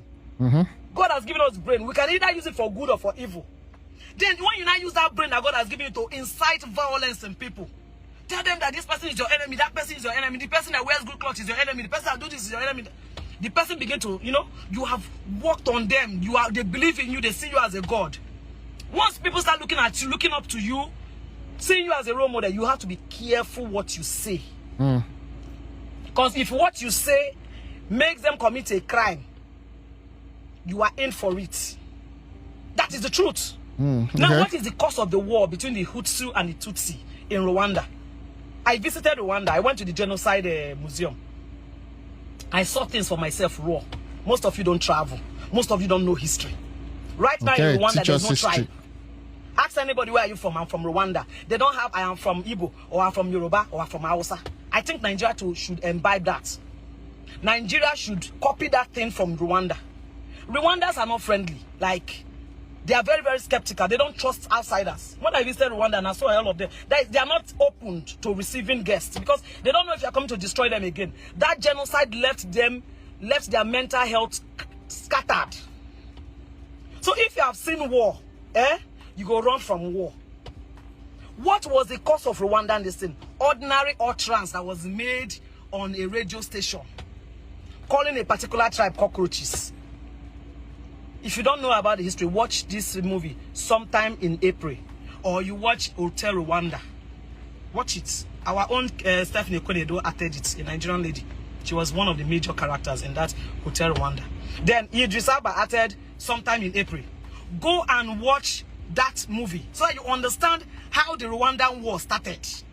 Utterances, just talk, where person talk for radio station. Aya.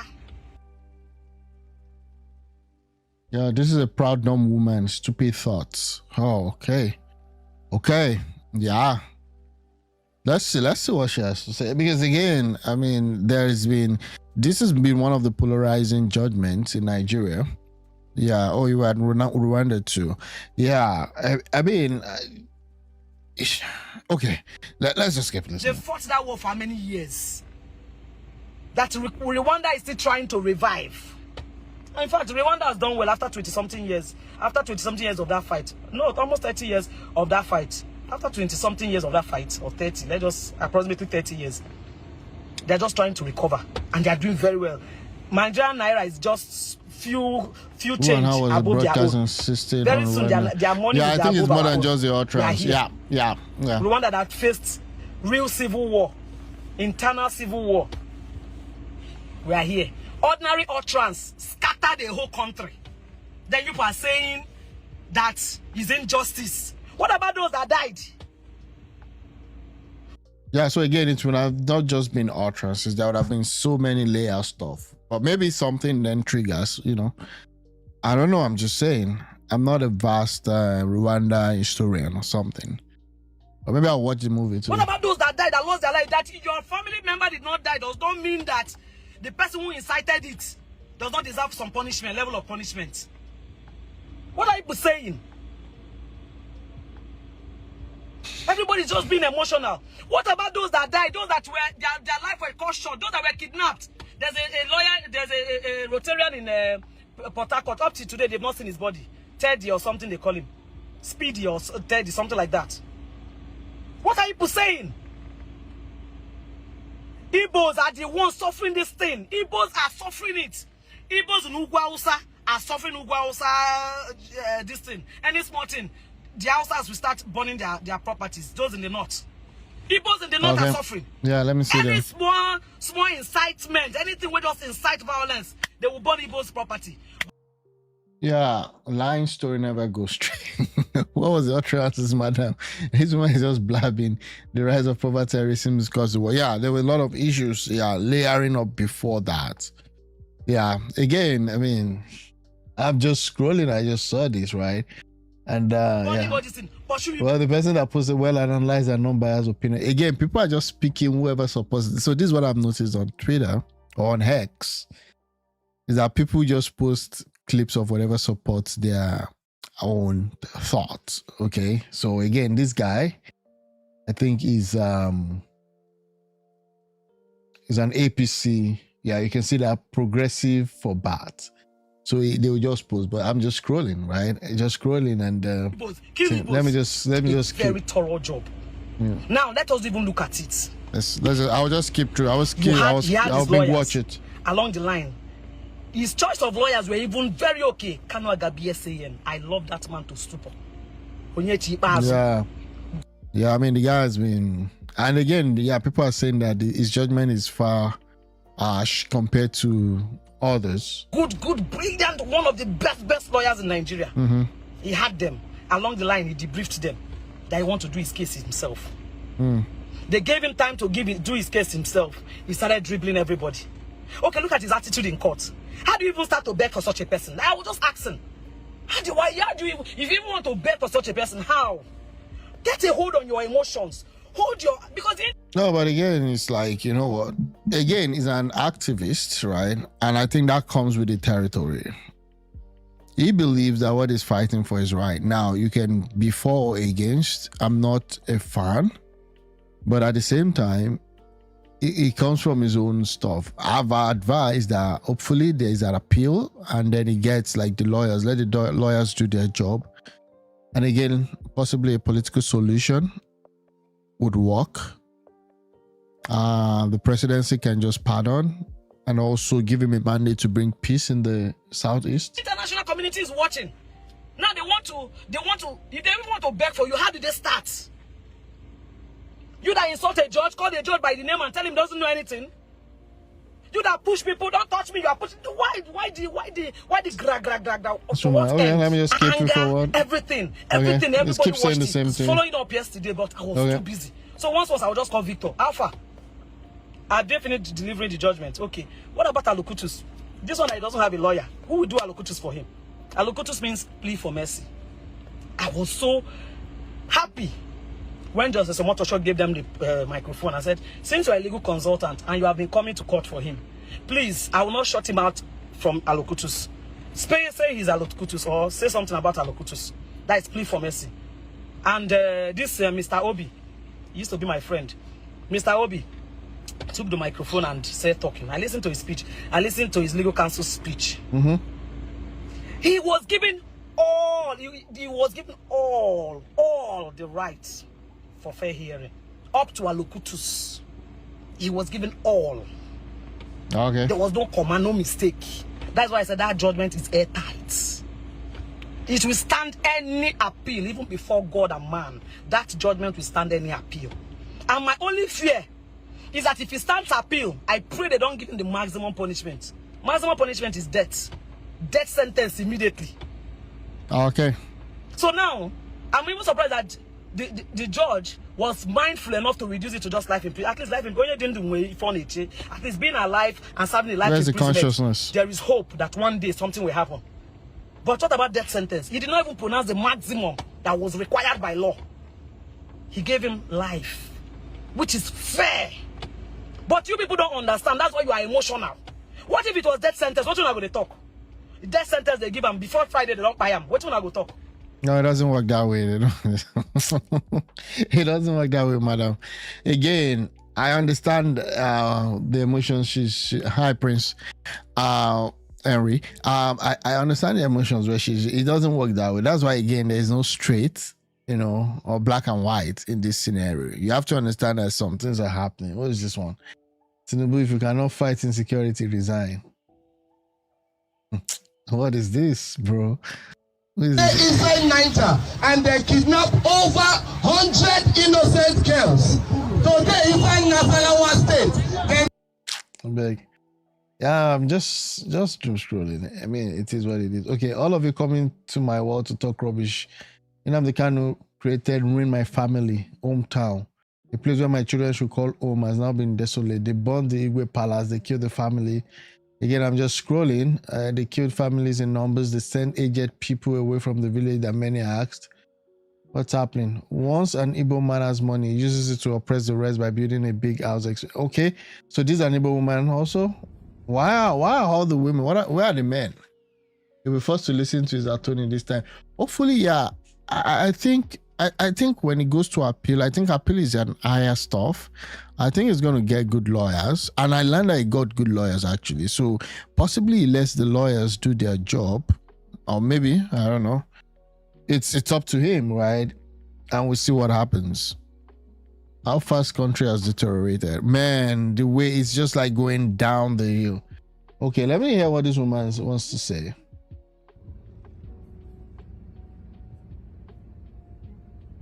I can't hear you.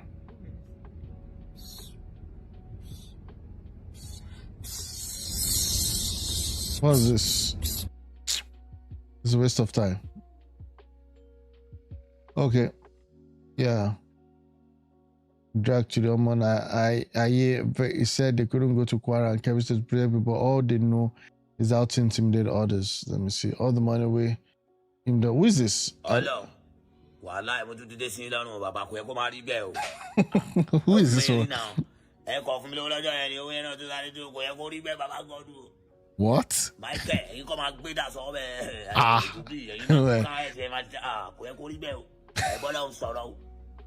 Wow. This one, don't do drugs. This one is crazy. Yeah, let me just see what's happening. My goodness, what is this? How can we be living? What the hell?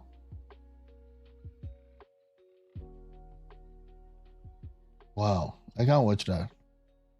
I didn't collect 50 billion Sunday Igboho. So Portable went to say that Sunday Igboho collected 50 billion naira, and as a result of that, as aligned with the government of the day. So this is Sunday Igboho. So let me say, I didn't collect 50 billion. Sunday Igboho tells Portable via video call, responding to claims that he was paid by the federal government to stop Yoruba Nation agitation. Let me listen to this.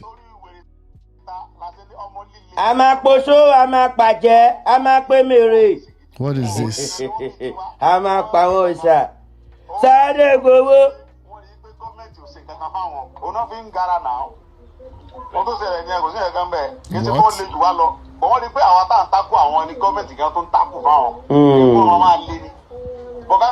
Fight for who? Fight for you.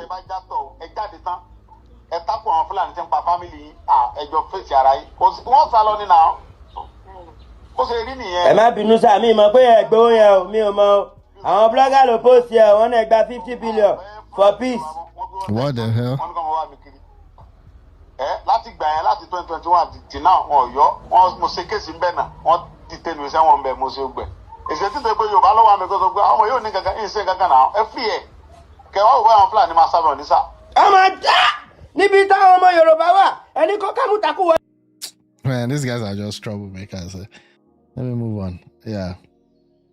From Jonathan to Buhari to Tinubu, every president faces the same sabotage. This cabal shift deals, control narratives, and suffocate any government that can't meet its term.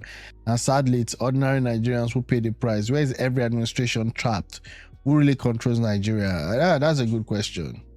Shut down nationwide. It shows a government that is under siege, not just incompetent. This administration, just like the previous, thanks for the follow, have been held down by forces larger than the presidency itself. And here is the uncomfortable truth. Okay. The system knows who's responsible. but cannot speak. Sabotage doesn't just happen randomly. It follows a pattern. Let's look at the timing. The United States declares Nigeria as a country of particular concern on 3rd of November 2025. Within this, Nigeria experienced 3 coordinated high-impact attacks. One in Kenya, let them restructure the school Nigeria. adoption, Yeah. the Ruku church attack. We also have the Niger State Catholic mass adoption. These attacks all target the same thing: children, churches, Christians, rural communities, exactly what is cited in the US CPC designation of Nigeria. This is not coincidence. This is a message. There are powerful actors who benefit when the government looks weak and overwhelmed. You might call it beautiful karma, but the sad news is that it affects our collectives, because these are the same forces that used Boko Haram to weaken Goodluck Jonathan. They weaponized fear to win the 2015 election, and today they still retain the influence. And no matter who sits in Aso Rock, they still have the influence. And that is why insecurity has never changed under any administration. Okay, yeah. Again, that's a fair point, because again, it's more like we're all living in a simulation. Like the moment they said that, then again, look at this. Then this movie also then came out. Almost, I mean, it's been out for a while. It's been in the works. It's been showing in the cinemas, but then almost immediately, this is gonna, start showing on Netflix. So it becomes a little bit, crazy, as it were. But it is what it is. 1 December, yeah. Video, I'm the Man. This is 7 hours ago by The Nation Nigeria. Look at it. Armed men seen with green armored vehicle in Northwest. A viral video has surfaced online showing armed men standing beside green armored vehicle in what appears to be a remote area in Nigerian Northwest. The footage on Wednesday this week captured a convoy of vehicles parked on dusty terrain with several men inspecting rifles and other equipment. Continue reading in the comment section. Okay, let me first look at this. Look at that. Look at this armored vehicle.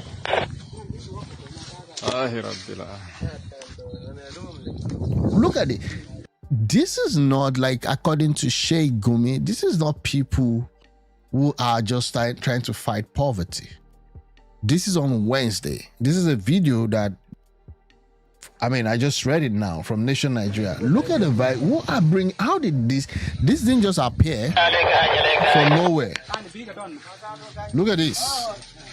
This is bringing the vibes, and I don't know if vibes is the right word, of 2014, shortly before the 2015 elections. This is giving me the vibes of 2014. All those armored vehicles, APVs, and all of those. Look at that.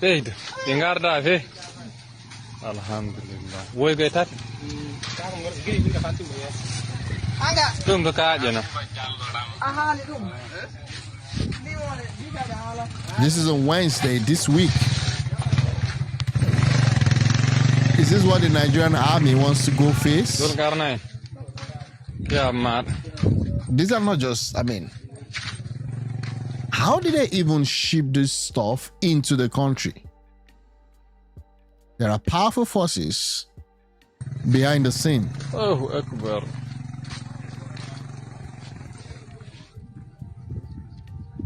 Man, this is messed up. So this is it. This is it. The Nation Nigeria, 2.6 million followers. So again, look at that. The location and date remain unverified, and authorities have not yet issued a statement. Communities in the Northwest have battled banditry for more than a decade, with armed groups raiding villages, abducting residents, and funding weapons through ransom payments and illegal market. The sighting has renewed public concern over insecurity despite ongoing military operation in the region. So someone is saying that using Google Lens reverse image search on keyframes from the video, AFA fact check found a post on X published by a conflict monitoring account on August 8, 2025, with a screenshot of military vehicle identical to those in the claimed video. So this is saying that this is a fake news. The incident has been excessively reported in French by the daily newspaper Liberation. Local Turkish media also reported the event with full image videos matching those shared by the ex-conflict monitoring. This viral video is not from Nigeria, so this is fake news. Again, one of the reasons why I always try to be very careful, just read through to know what is true or what is not true. This post captured Burkina Faso. This footage circulating is from an ambush in August 14, 2024 between Fada and Goma.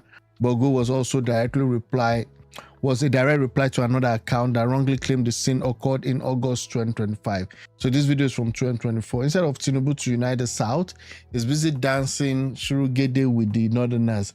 He has kept mum while the Yorubas and the Igbo tears themselves apart. It's high time the entire South unite and brace up for what's coming. So again, that video is not real. So not that it's not real, sorry, it's not recent and it's not a Nigerian stuff. Okay, I just keep, let me see what happened. It was actually, oh no, let me just move on. Justice for Nnamdi Kanu. Nigerian government must free Nnamdi Kanu. So this is free Nnamdi Kanu now. Where is this one happening? This is not Nigeria, I believe. This is AI. This is AI. Quite interesting. Okay, let me see. Yeah, I went through Peter Obi's tweets, you know, with respect to what is happening. Every region protects their own terrorists. Yep, it is what it is.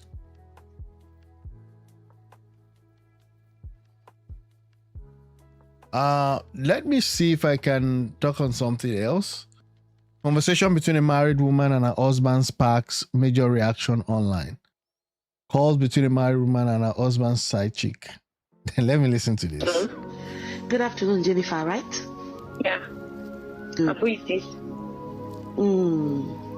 This is Blessing. Okay. Sorry, I got your number from someone. I got to confirm something. You know who is Obodo, right? Yeah, it's my boyfriend. What? I didn't ask you who he is to you. I just asked if you know him. Okay, I do. But since you gave me two answers just for one question, it's fine. Whoa. I hope you know Obodo is married. Yes, I know. Is there a problem? Wonderful. What? Okay, you know Obodo is married, and then you still accepted him to be your boyfriend. Is there a problem? Damn. Am I the first or am I going to be the last? Shut up your mouth. We are not age mates. I'm the one that called you. This is Obodo's wife. This is his wife calling you. I am not calling you for you to start running your mouth or for us to start having issues. I don't have any problem with you. I called you for a reason because I want us to reason together. You said Obodo is your boyfriend, and you also knew that he's married, and then you still accepted him to be your boyfriend. That means you actually know what you are doing. So I don't have problem with that. So, but I want you to do yourself a favor. Eh? Obodo, I have been seeing all the money that he has been sending to you. I always go through his transaction history. I always see your name, Jennifer. I always see him transferring money to you. I don't have problem with that you're receiving money. After all, he's the one that came to you. You did not see him on the road and dragged him and forced him to be your boyfriend. He came to you. Okay, so I also saw that from your chat. I have been seeing you people's chat. I also saw where he bought hair for you because your birthday is on the 12th. Where? Yeah. And you want to celebrate the birthday, where? Sure. Definitely, I know you want to celebrate the birthday. Okay, so I am going to help you make your birthday happen. But I'm giving you condition, and the thing is that you don't have option, you must accept it. Henceforth, whatever my husband is sending to you or giving to you, you will divide it equally. You give me my part and take your part. Really? Anything my husband is giving to you, it's like you're not scared though. The only thing they make you just you'll be blind forever. I will never come to you to fight with you or do whatever with you. Look at just one midnight or Tampimogi in too small. I know where you're living. Okay. I know where I'm stuck. Look at idiot saying that I'm stuck. How can I stalk one bar shaker? Is that Amako here? I know where you live. I know where you live. I watch you, and the problem is that you're not even doing a nice job. You're not even doing a good job. I always see you come out, enter. I know where you're coming out from. So please, but I don't want to push further. I have given you my own peace of mind. Anything my husband is giving to you, you divide it into two. You give me my part. I'm not saying that you should give me. Can't make the smaller part. You give me the biggest part of it. If you want to continue doing something with my husband, though. Okay, I gotta move on. I'm not quarreling with you. I don't have problem with you. That's a long story. And all of those. Moala, they just see. Okay. Yeah, 11:07 here.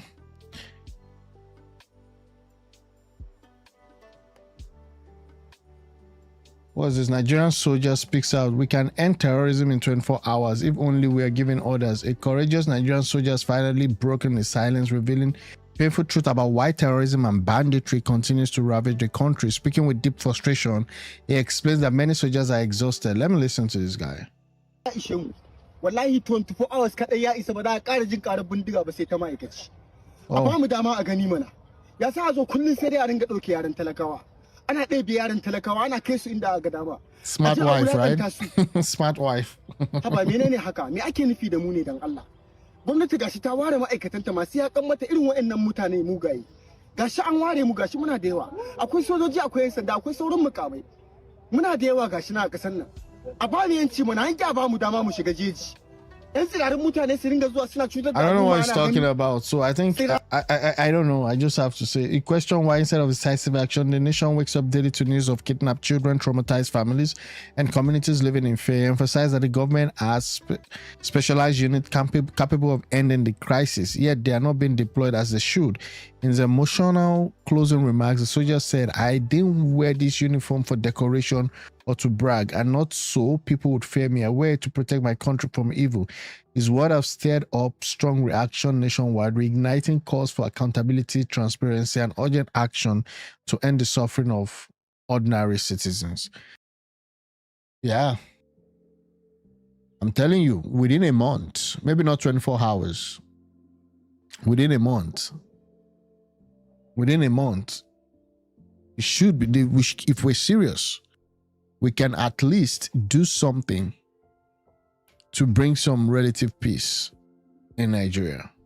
But I'm not sure that there's a political will to do that. Why is nobody talking about this video of Nnamdi Kanu in 2010?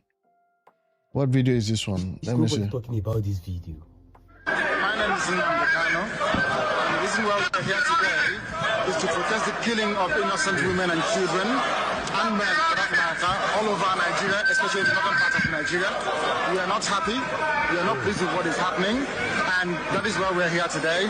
As you can see, there are a lot of Nigerians who are protesting about the killing of families, people who are determined to tear the country apart violently, and it is not something that we support. It is not something that we would like to see continue, and we are here today to send a clear message to the Nigerian government, to the High Commissioner, that what is happening in the country is unacceptable, and we cannot accept it. If that continues, it will lead to the violent disintegration of the country. There will be no more Nigeria for anyone to go to. There will be no Nigeria for anyone to refer to. In fact, what is happening in Somalia today will be like a tea party. So we cannot allow this nonsense to continue. Something has to be done, and the consequences of the actions of terrorism in Nigeria must be driven home to the people, so that even the terrorists themselves will be able to understand that there is no mileage in where they're going. The only thing they can accomplish is the breakup of Nigeria.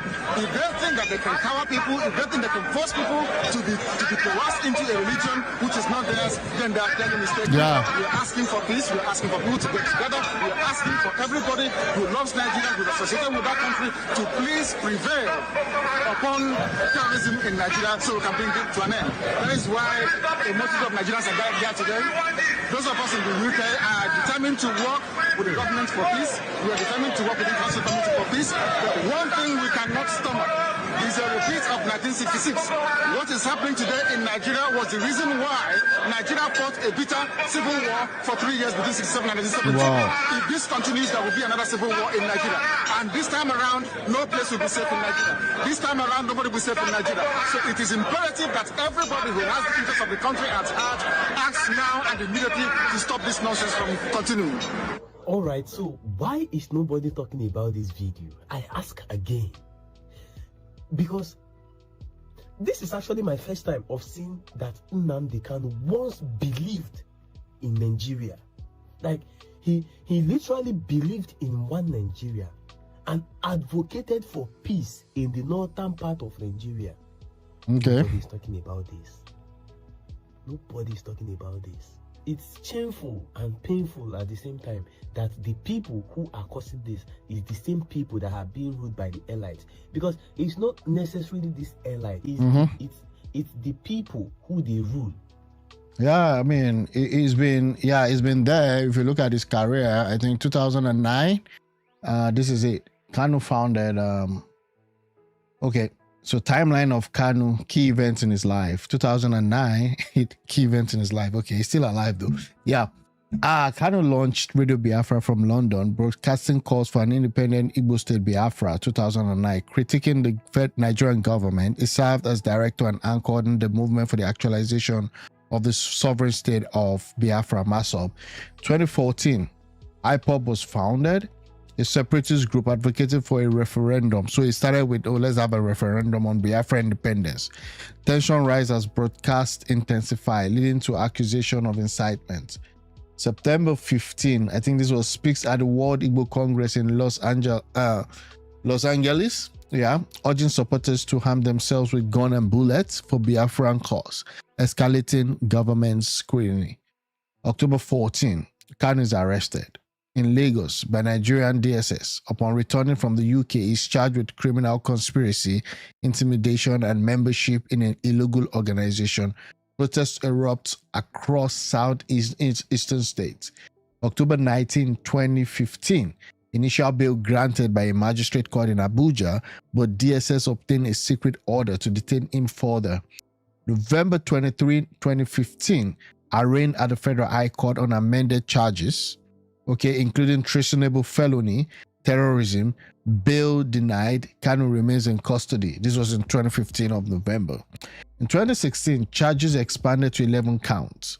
These were Buhari's days, right? To 11 counts, including terrorism, managing an unlawful society, and defamatory publications. Bail granted on April 25, but with strict conditions, e.g., no Radio Biafra broadcast. September 2017, a year after, military raids Kanu's home in Abia State. Operation Python Dance, killing 28 people, including his parents. Kanu jumped bails and flees Nigeria, reportedly to Israel. IPOD declared a terrorist organization by the Nigerian government. That was in 2017. 2018, Kanu continues activism via social media to 2020. From abroad, accusing the government of marginalizing Igbo and linking IPOB, ESN to anti-Fulani elder vigilantism in the southeast. Violence tied to ESN attack on police rises, with thousands of deaths reported in clashes. June 27, 2021, Kanu is rearrested in Kenya. Entering as a British citizen on May 12, Nigerian agents allegedly kidnapped him. Extraordinary rendition, no extradition. He is tortured for 8 days before being flown to Nigeria on June 27. Wow, so they actually went to kidnap him. That was what he said. So he wasn't extradited from Kenya. They kidnapped him and brought him back. ECOWAS court later rules the rendition as illegal. Why would you kidnap him? Remanded in custody in 2021, July, in DSS custody, trial resumes on 7-count terrorism charge. Incitements, financing unlawful society. Kanu pleads not guilty, challenging jurisdiction. In 2022, Court of Appeal, led by Justice Toyin Desola, acquits Kanu, citing illegal rendition. That is, she shouldn't have kidnapped him as a human rights violation in 2022. So that was what happened. Was 28, not 20. Federal High Court Justice Bintan Yako had earlier discharged some charges but upheld orders.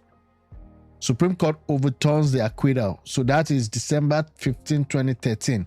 Court of Appeal acquitted him, but Supreme Court now overturns the acquittal, reinstate the 7 terrorism counts. I don't know what happened between the Court of Appeal and then the Supreme Court. What made them to reinstate the 7-count terrorism and order trial continuation at the Federal High Court in Abuja. Kanu remains detained in December 2023. February 2025, Kanu files motion for Justice Bintan Yako to recuse herself again to alleged bias. Case transferred to Justice James Omotosho. Persecution closes. Case after presenting witnesses, videos, and evidence of IPOB ESN activities, e.g. geolocated transmitter and confessions. So they were not able to get actual, stuff, but then it transmitted some things, it made some confessions, and that was what they used. Defense delayed trial with motion challenging charges, e.g. Repeal Terrorism Act of 2013. Kanu refuses to open defense 6 times, citing rendition illegality. Court warns of closing case. That was in May to October 2025. 6 times. November 4, 2025. Final opportunity for Kanu to present defense. It declines again. Then November 7, court sets November 20 as judgment date.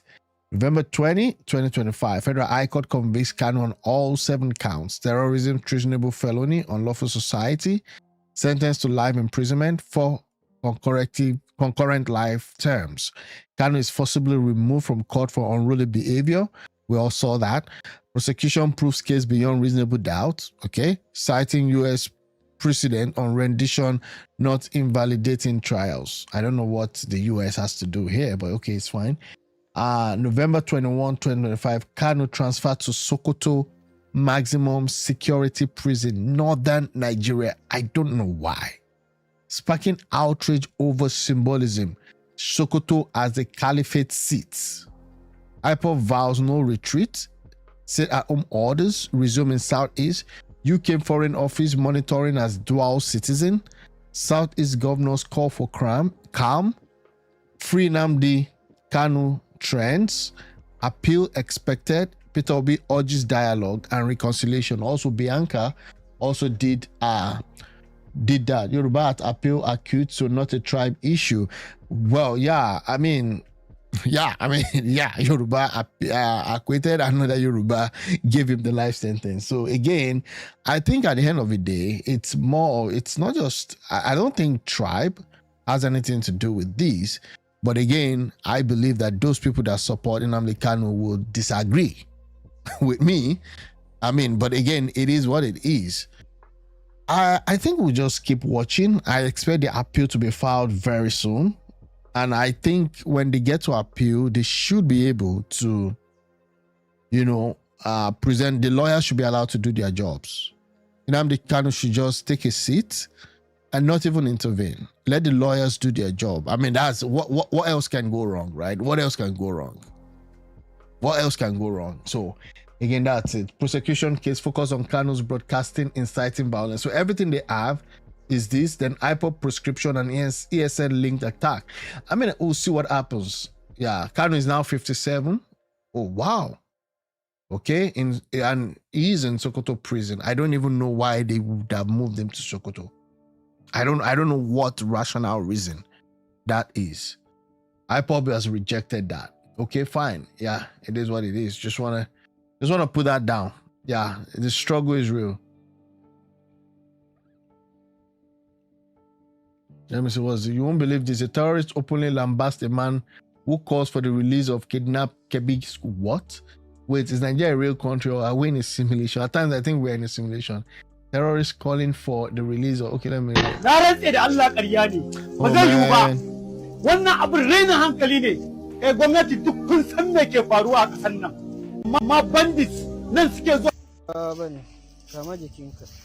okay, I don't know what he's talking about. Again, okay. We'll see what happens. A Yoruba lady angrily condemns Justice Omotosho, the presiding judge, and Chief Adigboyega Awomolo, lead prosecutor. Both Yoruba men, along with other Yoruba individuals, she accused of conspiring with Fulani interests to ensure that Nnamdi Kanu, leader of IPOB, was sentenced to life in prison. She declares that this marks the second time the Yoruba betrayed the Igbo people and warned that the recent betrayal will backfire badly. She further cautioned the Yoruba that their current alliances with the Fulani to punish the Igbo will come at an every price. The face is even scary a little bit, bro. Yeah, I learned he had very great counsels. He should just allow them to do their job. Because it's getting very dark. He should allow them to do their job. This guy is always talking. Let me listen to the guy. We explain this judgment after 10 years. How? How do we explain this? Well, I said they should be calm. But, well, they are calm. but you are calm in the face of injustice, and it's going from generation to generation to generation. Abba, when are we going to correct this? When are we as a nation going to correct this? How can we be in sin and expect his grace to abound? A nation in sin and is expecting development, is expecting growth. You are telling a whole region, just stay calm, don't worry, stay calm. And now they've transferred the guy to Sokoto State. Abba, Igbo man, Igbo prisoner sent to Sokoto State. Is that, come on, how do we explain this? Kidnappers, bandits, you rehabilitate them, put some in our army, That's put some crazy. in a good position. But this guy, for 10 years, can't you say, oh, you've been here for 10 years, go out, go and see no more. So now you are, how do we explain jailing this guy for life? How? How?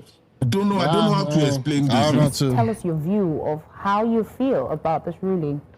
Well, the ruling is very controversial, and the 100%. controversy didn't start with the judgment. It started all through the trial. Has been very controversial, starting from the arrest of Nnamdi Kanu way back in 2015. Everything surrounding his detention, his extraordinary rendition, and now all the issues surrounding the trial in court. They have all been marred by controversy, and of course, rightly, as you rightly said, has divided opinion, especially with respect to all men being equal before the law, between North and South. There are so many issues, bordering on politics, issues of legality, issues of so many issues, and they have just cast the judgment in seemingly bad light.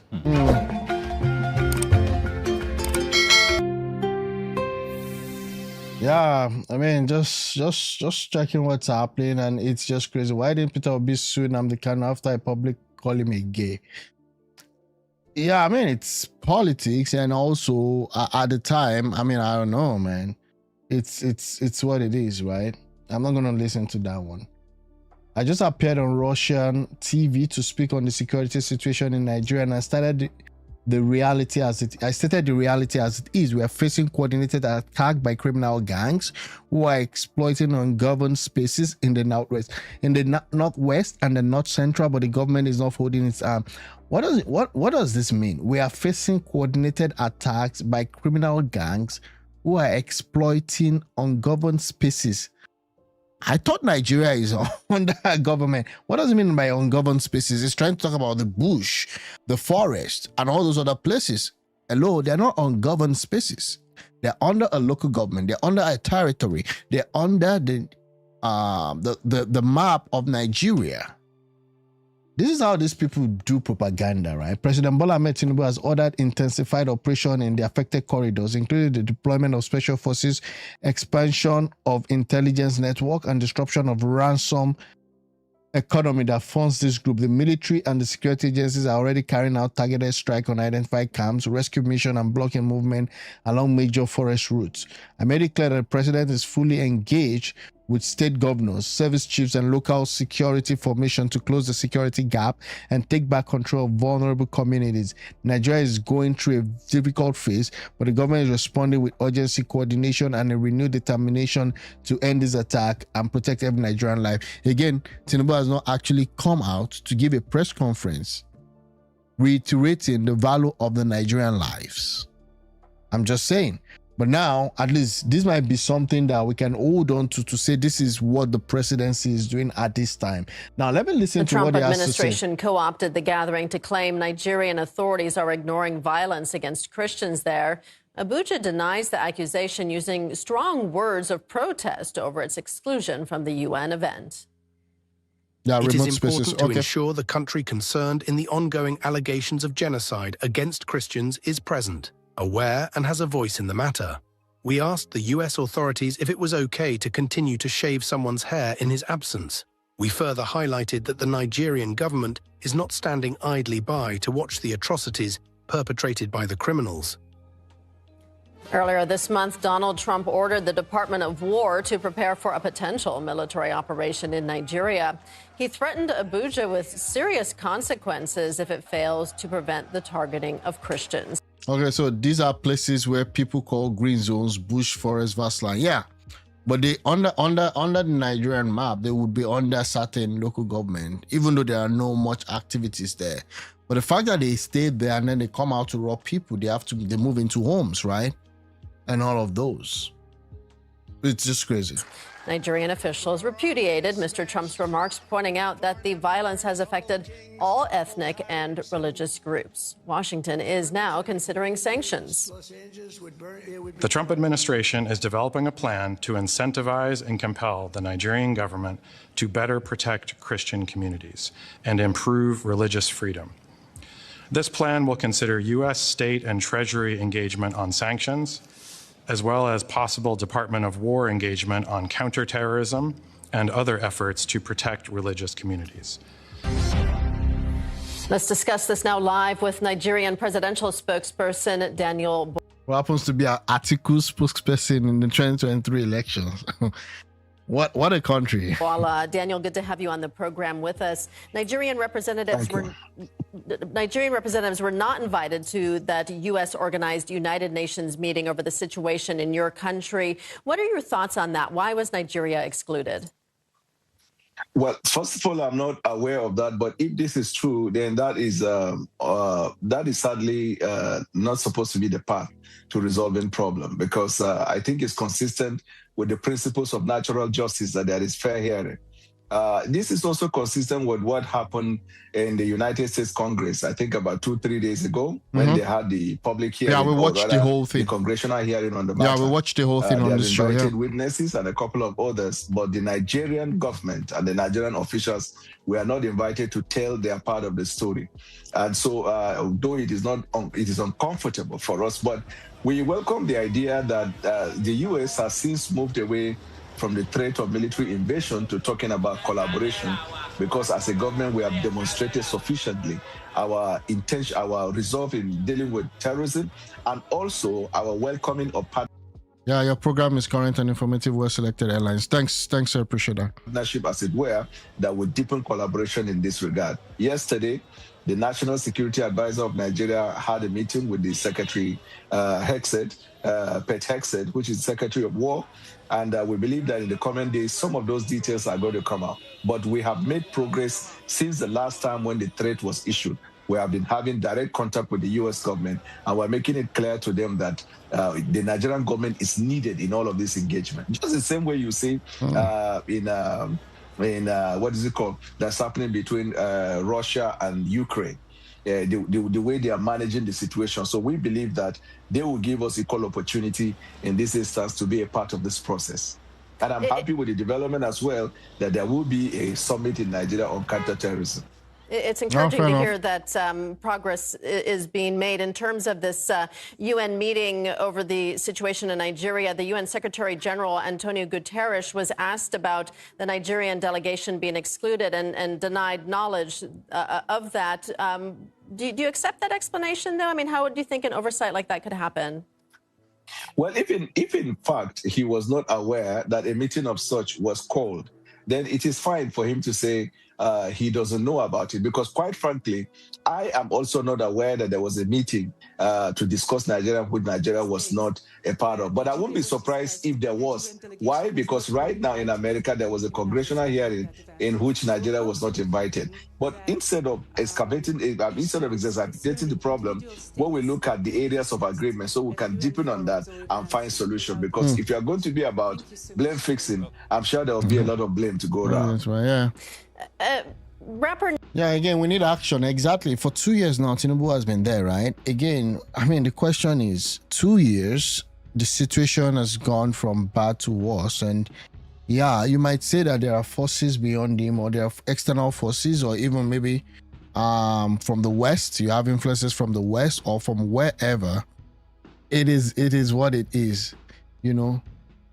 Exactly. We need action. We need action, because I see I don't know, man. Let's just listen to this guy. Was invited to this meeting, and she echoed the American claims that Christians are being persecuted in Nigeria. Why is Minaj, she's a foreign celebrity who's not even from Nigeria. Why do you think she's been considered an authority on this?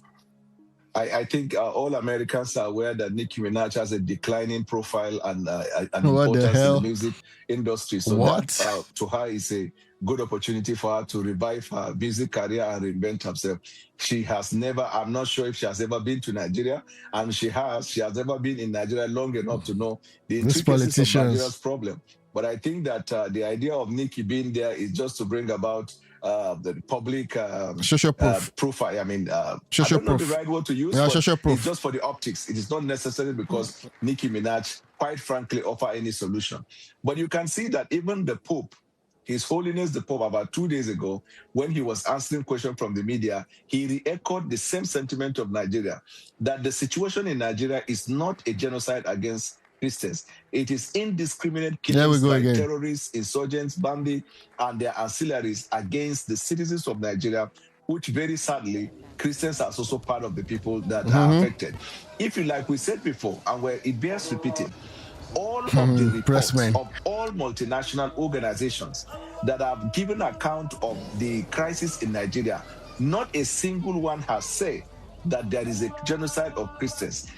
You know, the thing is that, and where it gets even confusing and painful to me is that the fact that I'm saying, okay, fine, yeah, both religions have been killed and there's been a lot of talk, right? Again, the fact is this, there's no way to spin it. Okay, Christians have been killed, Muslims have been killed. What have you guys done? Again, it's the same party, right? APC for the past 8 years. And we see had pockets of this issue here and there. Tinubu was definite on day one. He said they care less what anybody thinks. Subsidy is gone. Day one. Economic reforms, reserve building. The people paid the ultimate price of hunger, of pain. Some people in the whole process, lost their jobs and all that because of the sudden, shock of removal of subsidy. Then we get to security. And all we have to say is that it's not just Christians that are dying, Muslims are also dying. And I'm like, show me the framework. What has been done? Kidnappings almost every now and then. So again, they're just holding on this straw man of, it's not a Christian genocide, but people are being killed. The only report that the congressman... Nicki Minaj's friend in Nigeria? Yeah, I mean, she has fans in Nigeria. That I can say. A report by an apologist of a separatist movement in Nigeria who sadly created the scenario that we're all seeing. But the good thing for us is that the global consensus around the point of Nigeria, that we do recognize there is a problem. We do recognize our people are being killed. We do recognize that even the Christians are suffering very hardly. But what we reject is the notion that it is a targeted killing against the Christians alone, because there are Muslims who are being killed. There are people who have not identified as Christians or Muslims who are also being killed. And no government will be responsible if that government is focusing on profiling or profile anti-insurgency war.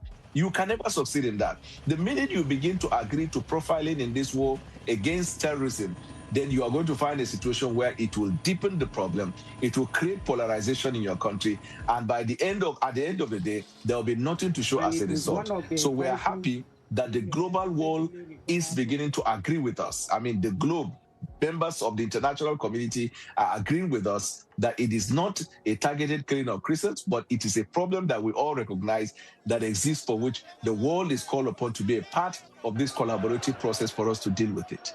Okay. So can you tell us what concrete steps the Nigerian government is taking to curb attacks by these insurgents and to protect civilians? So knowing that we have limited number of military forces, we have less than 400,000 soldiers, we have less than 400,000 police, we have over 230 million population, we have porous borders, we have large landmass, ungoverned spaces, and we have foreign interests in this. Knowing the complexity of the situation, the Nigerian armed forces have decided to recruit, I think, about 19 or 20,000 people into the military force. This is one of the steps we are taking. We have expanded the scope of our fight against insurgency. Also, in our collaboration with the United States government, we are identifying specific weapons and weaponry that we need in dealing with this situation. Because if there is anything that confers America advantage over Nigeria in terms of seeing the problem, it is intelligence gathering, which helps them in knowing the polarization, the movement, and the effect of this attack. So we ask for a deeper relationship in the area of intelligence gathering, which means we might need the supply of weapons that do the work of reconnaissance. We also need expanded access to the fight, because some of the weapons we bought from the United States are restricted to be used only in the northeastern Nigeria. And you can see by recent development that this insurgency is going to the north central, going to the northwest, and even attempting to go to the southwestern Nigeria. So because of this spread of this insurgency, we will need expanded access for the use of this equipment so we can deal with it. In terms of the tensions between Nigeria and the U.S., and again, I know you said that there is improvement in relations between the two countries, but what do you think the UN can do to help resolve the ongoing tensions that we see? I think that the voice of the United Nations will also be helpful, especially because America is part of the UN. In fact, it is from UN that America drew the legitimacy to lead in this global fight against terrorism. What people don't realize is that unlike other cases of crime, when it comes to terrorism, it doesn't belong to one country. The fight against terrorism is a global concern. There is a global consensus that fight against terrorism is a fight that affects everyone. And that means the entire members of the United Nations are required to be a part of this process in dealing. Because gradually Africa is beginning to be the haven for these terrorism activities. And therefore, I believe that the United Nations will have a lot to play in terms of bridging the gap that exists between Nigeria and the United States on some of the details of the specifics where we disagree, so that we can have once and for all a global consensus on one target, a global consensus on one approach, or global consensus on how to go about it. So we welcome the idea that United Nations is interested and is already begun the process of taking her place in this endeavor. Donald Trump is threatening to impose sanctions and even deploy troops in Nigeria if Abuja cannot stop the killing of Christians by themselves. And thank you for clarifying that these extremists are not targeting just Christians. But what is your response to that threat by Trump? You can see that the threat has what we call, in law, what we call an exception, right? Or a condition precedent, that if Nigeria doesn't do that, Nigeria is going to do it. Nigeria is willing to do it. Nigeria requires additional weapons, expanded cooperation in order to do it. Wow. So when the threat started, it was all about military invasion.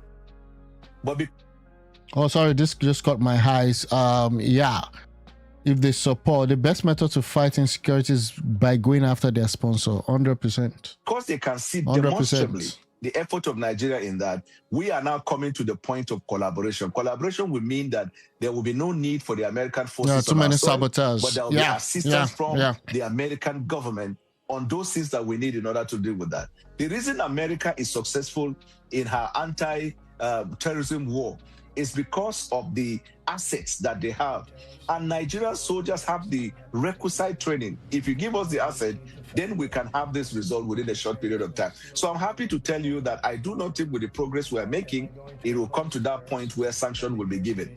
However, if America has a cogent and compelling case against any citizens of Nigeria to give sanction to them, Nigeria will be open to those possibilities if the possibilities are not politically motivated, but they are purely based on this fight against terrorism. Okay. Why do you think Trump is so focused on the killing of Christians in particular in Nigeria, when in fact it's other communities as well that are suffering from violence? That is because of how the information got to him. It began, first of all, with a report from a group and an organization called Inter-Society for Civil Liberties and Human Rights. That report in itself inherently has a problem because the report projects the aspiration of a separatist movement, but that's how it began. Then that report was assimilated by some members of the U.S. Congress, like Senator Ted Cruz, Riley Moore, Congressman Riley Moore, and others. Raphael. When those ones started pushing this agenda or pushing this narrative, before you know, it got to the ears of President Trump, and he took action on the basis of that. One good thing about dialogue is that it affords the opportunity for us to find out the details, even for us to substantiate or debunk the claim Too made much in the talk, first place. And I believe that we're coming very close to it, but that is how it began.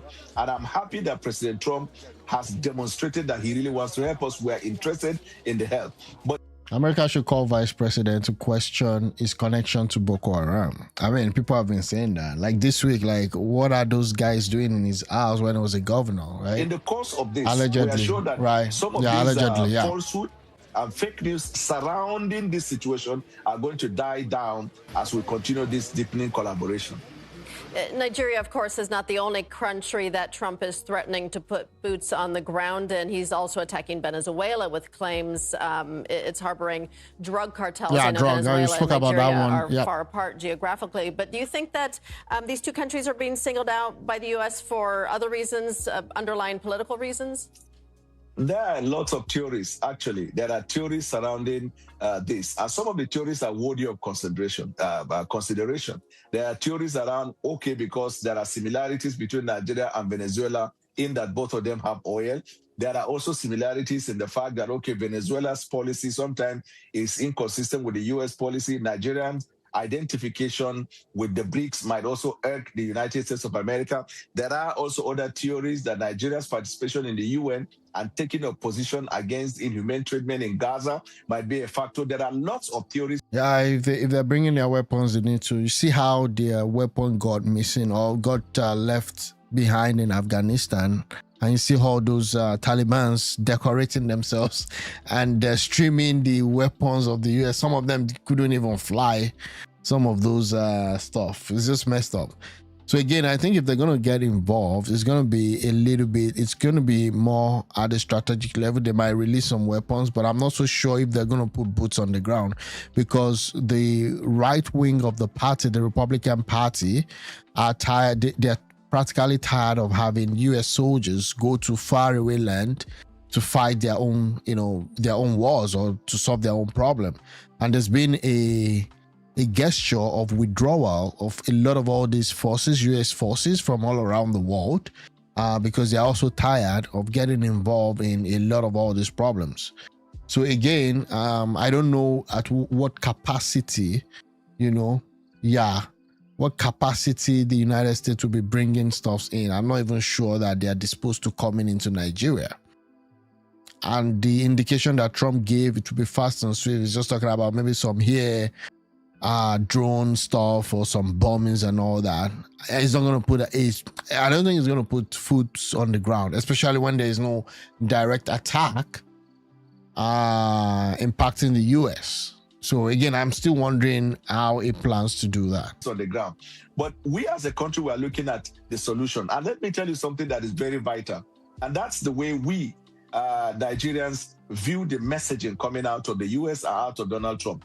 We look at it from we tend to leave out the rhetorics and look at the solution. An example to collaborate our point is, you remember in the event leading to the elections in New York, Donald Trump has taken a very hard stance against Mandami.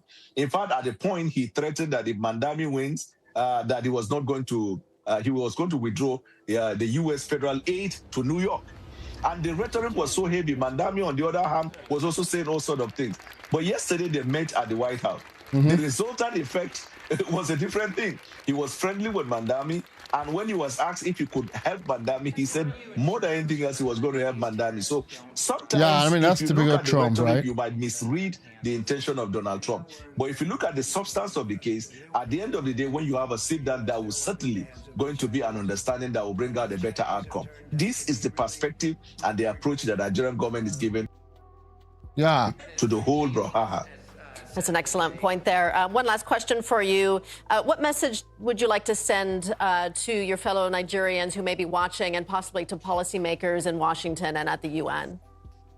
I will continue to appeal to the Nigerian people, especially those ones who are losing their loved ones because of intense insecurity in Nigeria. I will appeal to them to be patient with government. Let's cooperate with government. Let's join government in this fight. When it comes to terrorism, it's not a fight against one. It's a fight against have to all come together in order to fight that. I also want to tell them to be patient. Nigerian government is making the process that is required. We are bringing out sweeping reforms. We have rejigged the security forces. We have expanded our access and purchases of military equipment. We are deepening our ties with the United States government and all other partners that will be of help. And certainly, the spirit of the Nigerian. Okay, so again, yeah, that was it. Yeah, it's talking about Trump. Yeah, Trump will always go to the extreme, and also he talks at times. He talks very, abrasively, just for him to get some responses, and he also pushes some, theories and all that. And at the end of the day, he can only do what he can do. He's not the savior. Okay, so again, we should just know that he's also human. And there are also different forces working behind the scene that may not even have Nigeria's interest at heart and just interested in whatever it is that they want to get. But that being said, I think from a point of Trump's tweet and what I've seen him do, I think he's more interested in ensuring that the killings stop. That's just what I would say. I mean, there is a lot of theory circulating here and there. Now, this is the guy that Daniel Bwala referenced, talking about the guy. This is the newly elected mayor of New York. It was a very heated race. I mean, Trump even threatened that was going to arrest him at that point. But then here is him in the White House, with President Trump, after saying, well, he's ready to work with him. So again, it's politics, but at times when it's time to walk, you're going to walk. So let me just see if I can watch this. I might skip it and just binge watch. I told the president that, so much of the focus of our campaign has been on the cost of living crisis. And when we asked those New Yorkers who had voted for the president, when we saw an increase in his numbers in New York City, that came back to... Yeah, patient, and people are going down on a daily basis. I mean, that's the sad reality. Yoruba media are the problem of this country. Yeah, whatever that means. I cannot get that. It's really bad. It's really bad. Again, I'm saying that we are the ones that can help ourselves.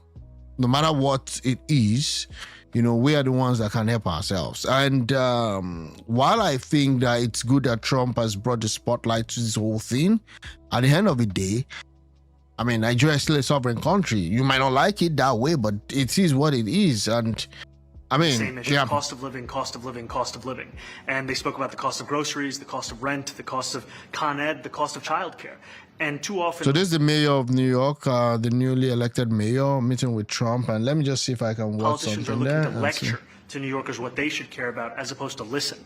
And when we spoke to those voters who voted for President Trump, we heard them speak about cost of living. We focused on that same cost of living, and that's where I am really looking forward to delivering for New Yorkers in partnership with the president on the affordability agenda. And I think we have to work a little bit. We talked about Con Edison. We have to work a little bit on getting the prices because, we've gotten fuel prices way down, but it hasn't shown up in Con Edison. And we're going to have to talk to them. If we're sending them fuel at a much lower price than it was a year ago, which is true, we have to get Con Edison to start lowering their rates. Absolutely. And if I may, last week you told me you were pushing ahead with your plans to sue BBC for up to $5 billion. You were going to speak to Prime Minister Starmer as well. Is there any progress or any updates on those issues? Well, we get along very well with the Prime Minister. We made a deal with UK.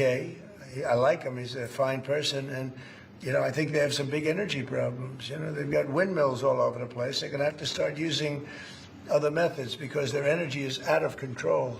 Talking about in the UK. Hi, welcome to the show. And he's go. got that problem. He's got a big immigration problem, as you know, and he's got a big energy problem. And we talk about it. He's a good man. Prime Minister's a good man. You had a chance to speak this week. I haven't spoken this week.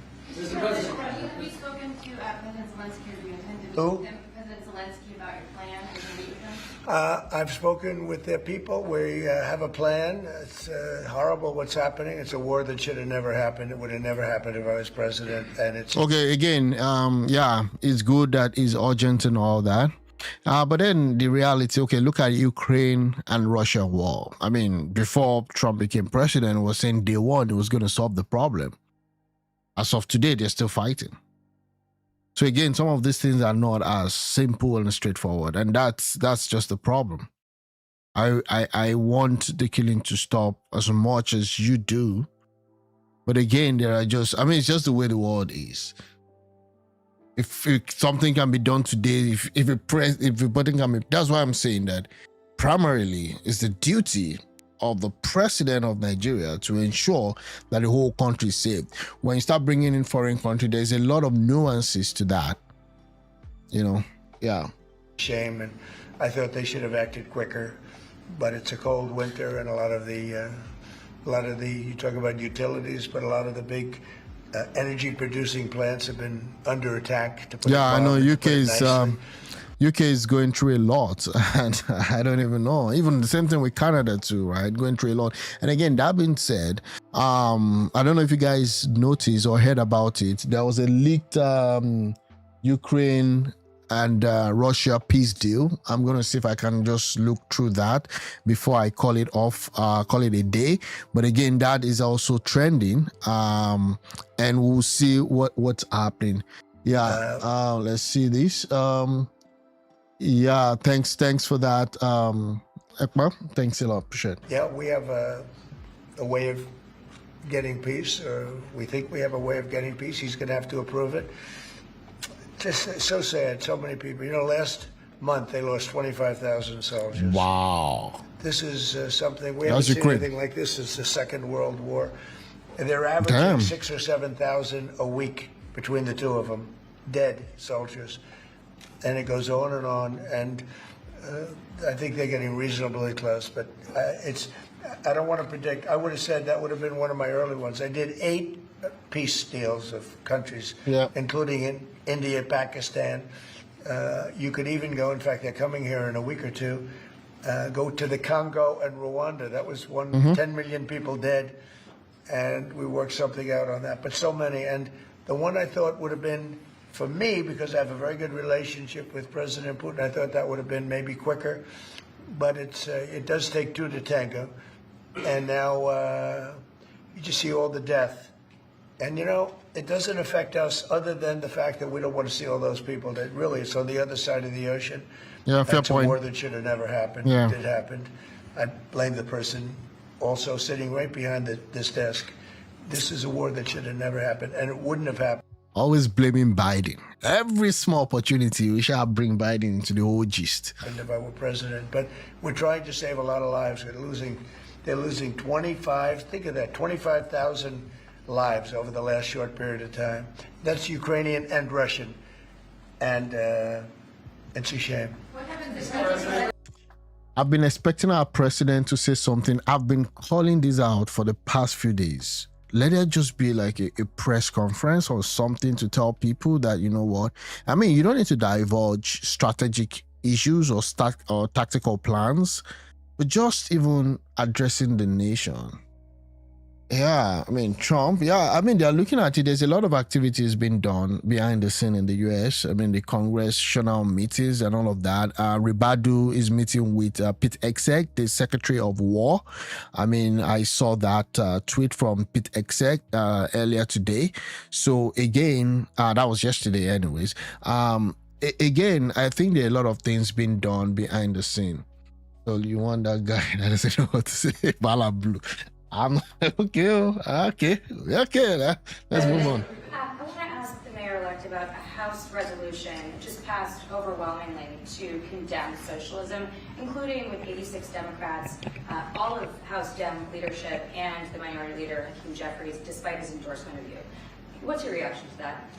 I have to be honest with you, I focused very little on resolutions. Frankly, I've been focusing... Socialism. I understand. I think the focus is on the work at hand. I can tell you I am someone who is a democratic socialist. I've been very open about that. And I know there might be differences about ideology, but the place of agreement is the work that needs to be done to make New York City affordable. That's what I look forward to. And I want to clarify your answer to Stephen Nelson. He asked about your comment calling the president a fascist. And your answer was, both President Trump and I have been clear about our positions and our views. Are you affirming that you think President Trump is a fascist? I've spoken about... That's okay, you can just say yes. Okay. It's easier. It's easier than explaining it. I don't mind. And I wanted to ask Ukraine plan. Yeah. President Zelensky. Yeah, I mean, yeah, that's true. I mean, either giving up a partner or yeah. dignity. There's been yeah, I got that. Doesn't like it? Yeah, the fascist question and that. Yeah, I mean, if Tinubu addresses the nation, politicians generally, they just, their speech is always just centered around three major things. This is what we will do, this is what we're doing, and this is what will be done. At the end of the day, right, that's the only set of people allowed to lie without going to jail. It's unclear. He was sort of pretending thanks for the follow. And if he doesn't like it, then, they should just keep fighting, I guess, The suggestion that you made, though, was that if he doesn't accept it, that the U.S. would pull back its support for Ukraine. Is that Well, at some point he's going to have to accept something. He hasn't accepted. You remember right in the Oval Office not so long ago, I said, you don't have the cards. Don't forget, I inherited this war. I would have never, this war never happened. True. I inherited this war. And I thought he should have made a deal a year ago, 2 years ago. The ultimate deal would have been if it never started. That would have been the good deal. That could have been done too if you had the right president, but you didn't have the right president. Mr. President, the cost of living is something that you and Mr. Mamdani seem to agree on. Right. Democrats have run New York City for a long time, Mr. Mamdani. Do you see Democrat policy specifically as being a problem? And I'd like that to be a question that both of you could answer in New York City. Look, I think that there are many things in our city where we have to own the responsibility of it, things that existed long before the president was the president. And those are also part of the message of our campaign, was to take on a broken politics of the past. And I ran against a number of candidates who represented different versions of that past. And what we found time and again is that working people were left behind in the politics of our city. And what we're looking to do is put those people right back at the heart of our politics so that we don't have a situation where we're in the wealthiest city in the history of the world, and yet 1 in 5 can't even afford $2.90 for a Metro card. Mr. President, we had some interesting conversation, and some of his ideas really are the same ideas that I have.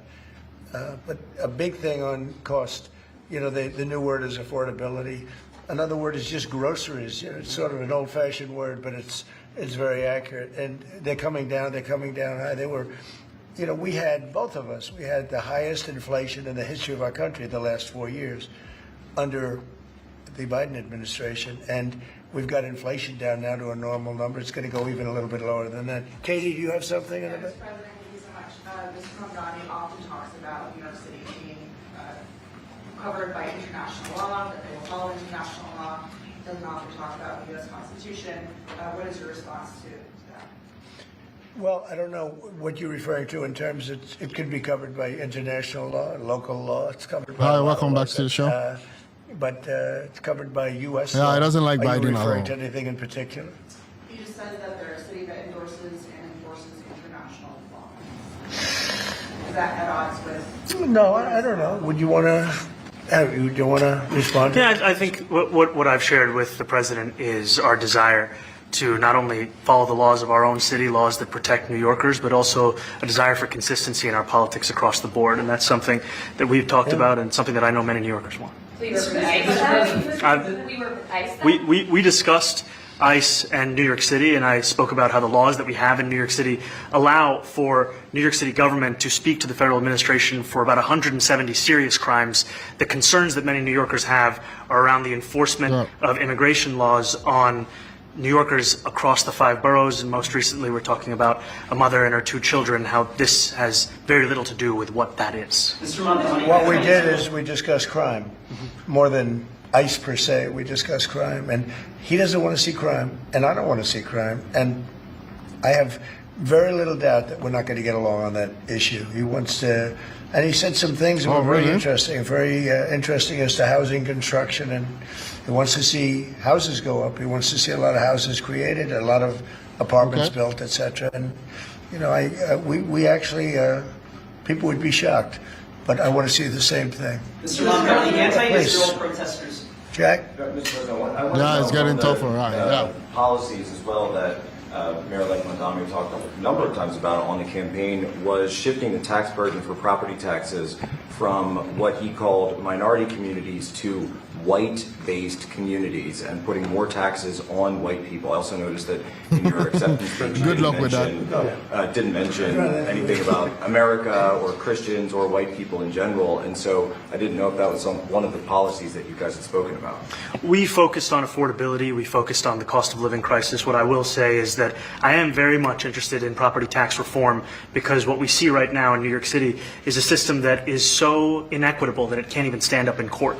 And the President and I spoke about the importance of not only building more housing, but also making sure that regulation of housing is something that is manageable to actually get through and not the cause of yet another weight that we see in our But to city. be clear, you're continuing this idea of race-based property taxes. No, to be very clear, That's what you said. no, the use of the term was a description of neighborhoods, not a description of intent. So you intend to This guy's a politician. I'm not a fan though, but again, it is what it is, right? tax the whiter neighborhoods more? No, we intend to create a fair property tax system because we want a New York City that is not only fair and equitable, but also one that every New Yorker can afford. Okay, we'll see that. We'll see more about that. Please, go ahead. Mr. Nnamdi, anti-Israel protesters just targeted a synagogue in New York.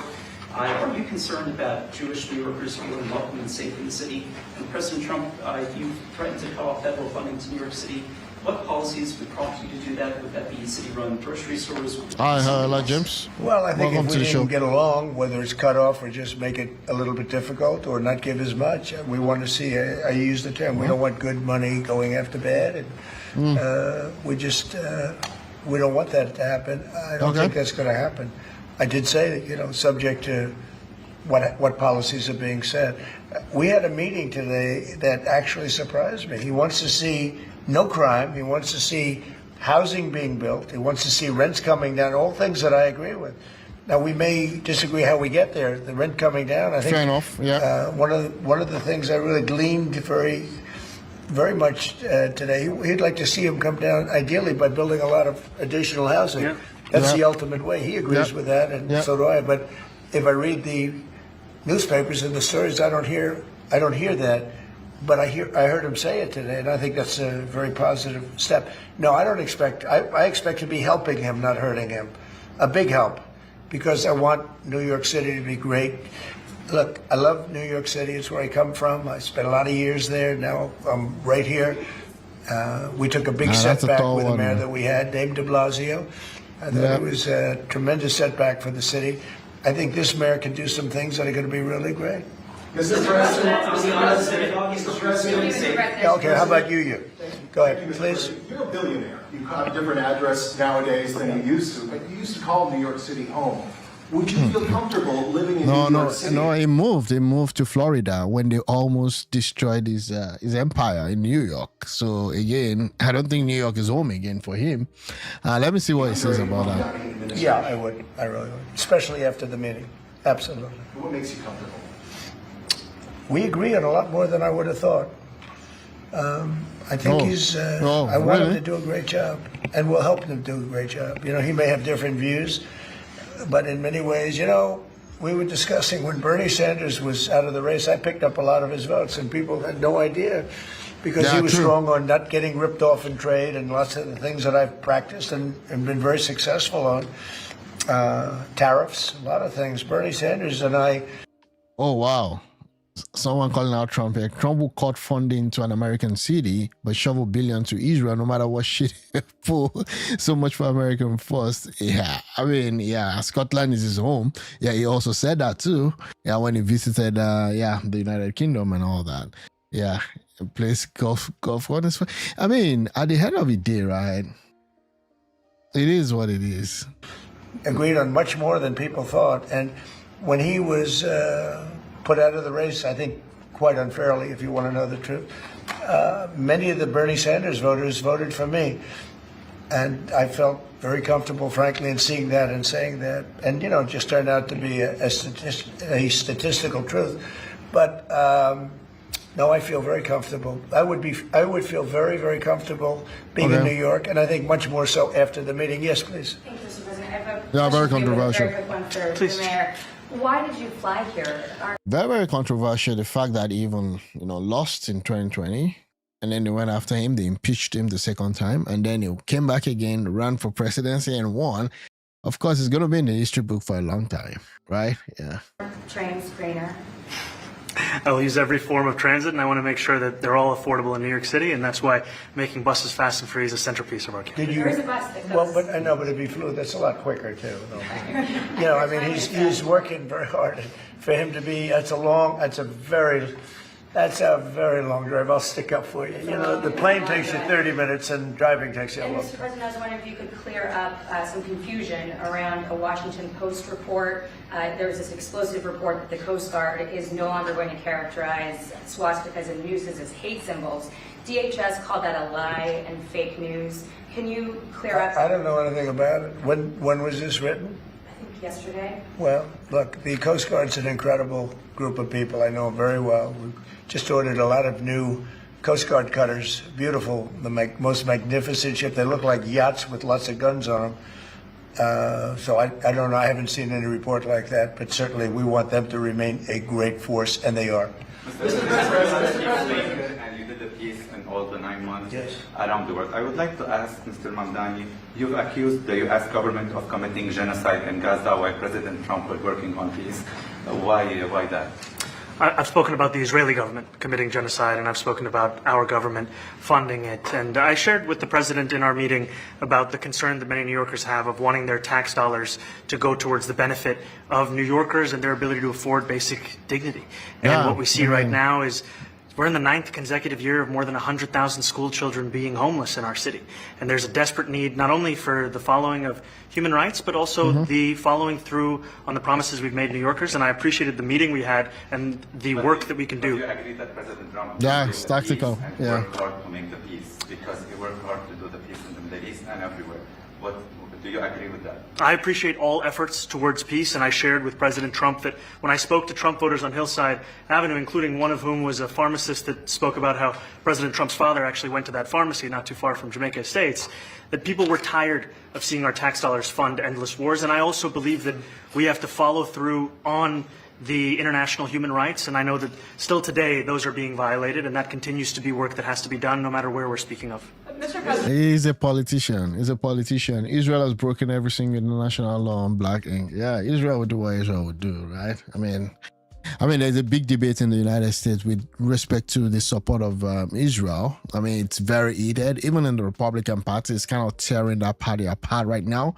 You have the wing of the American first, and then you have the wing of those who still want the United States to intervene in Israel's issue. And that has been a very, very big battle in the right. I don't even know. And even within the MAGA are the kind of the fan base of Trump supporters. It's kind of split that into two. And again, some people are saying that the theory is that come 2028, right? 2028 elections and all that, there seems to be some, movement all around and some kind of, deals being made and all of those. And people are trying to actually know who takes over from Trump. So there's been a lot of, infighting in Trump's party. And it's been really, really interesting to watch. Thank you, Mr. President. Do you view the mayor-elect as the true leader of the Democrat Party? And do you think Leader Schumer's and Leader Jeffries, have to follow his lead? Well, look, I hope they have great leaders. This is a man that right now I think is focused on New York City. I really think he has a chance to do a great job. We're going to help him, but I really think he has a chance to do a great job. But I'll let you answer that. You consider yourself the leader of the Democrats. I think it's more appropriate for him. I consider myself the next mayor of New York City, and I keep my horizons firmly on New York City. And I appreciate the meeting with the president, which focused again on the 5 boroughs and whether New Yorkers could afford to live there. By the way, being the mayor of New York City is a big deal. Absolutely. I always said, one of the things I would love to be someday is the mayor of New York City. Being the mayor of New York, and especially... Mayor, you're the president, bro.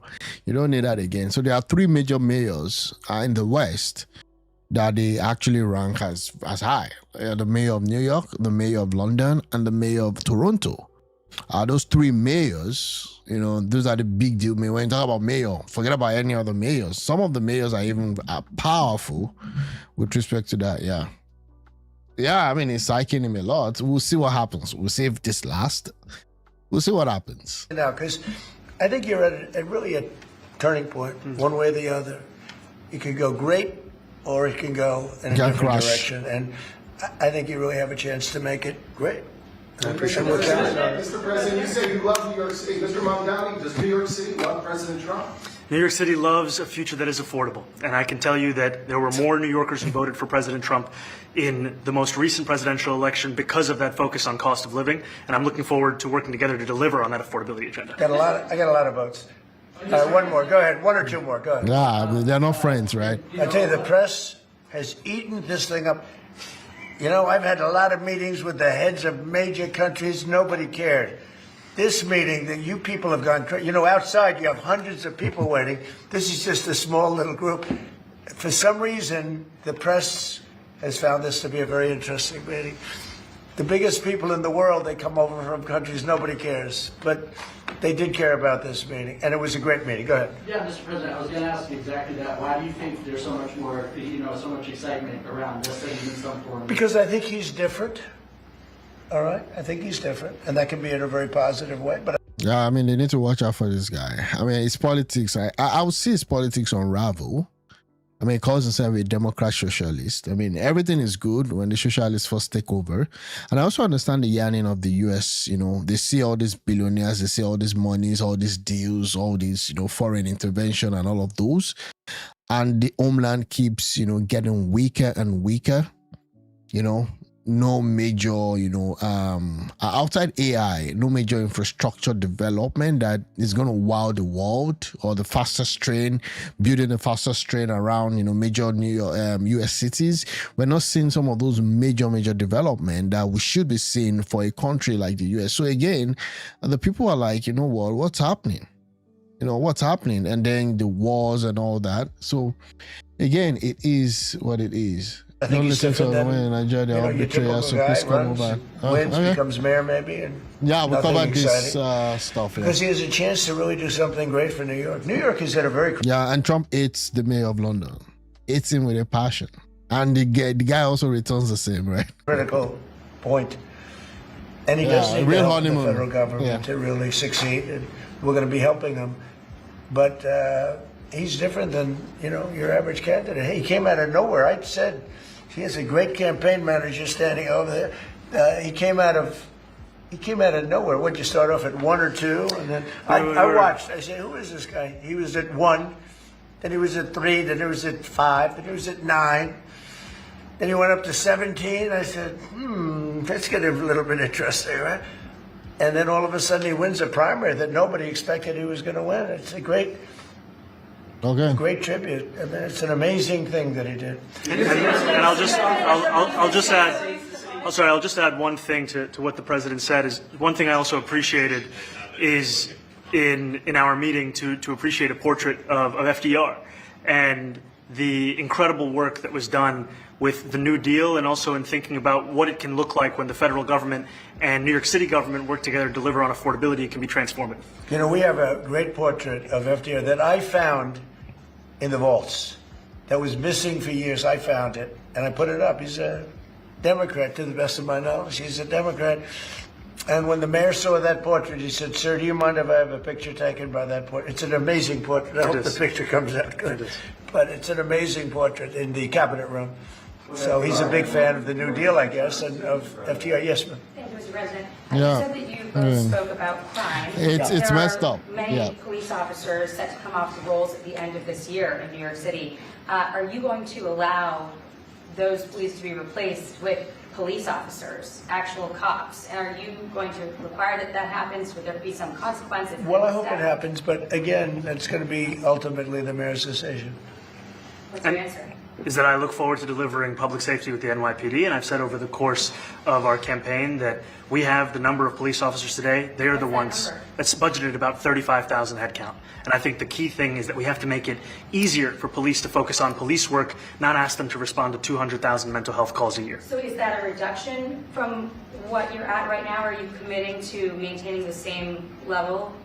I've committed over the course of the campaign to maintain the 35,000. That's the headcount that we had through the campaign. And not replace them with caseworkers, social workers? No, I've said that's the head count that we want. What we need to do is make sure they can focus on serious crime. And he just retained a great police commissioner, I believe, right? Yes, we did. Commissioner Fish.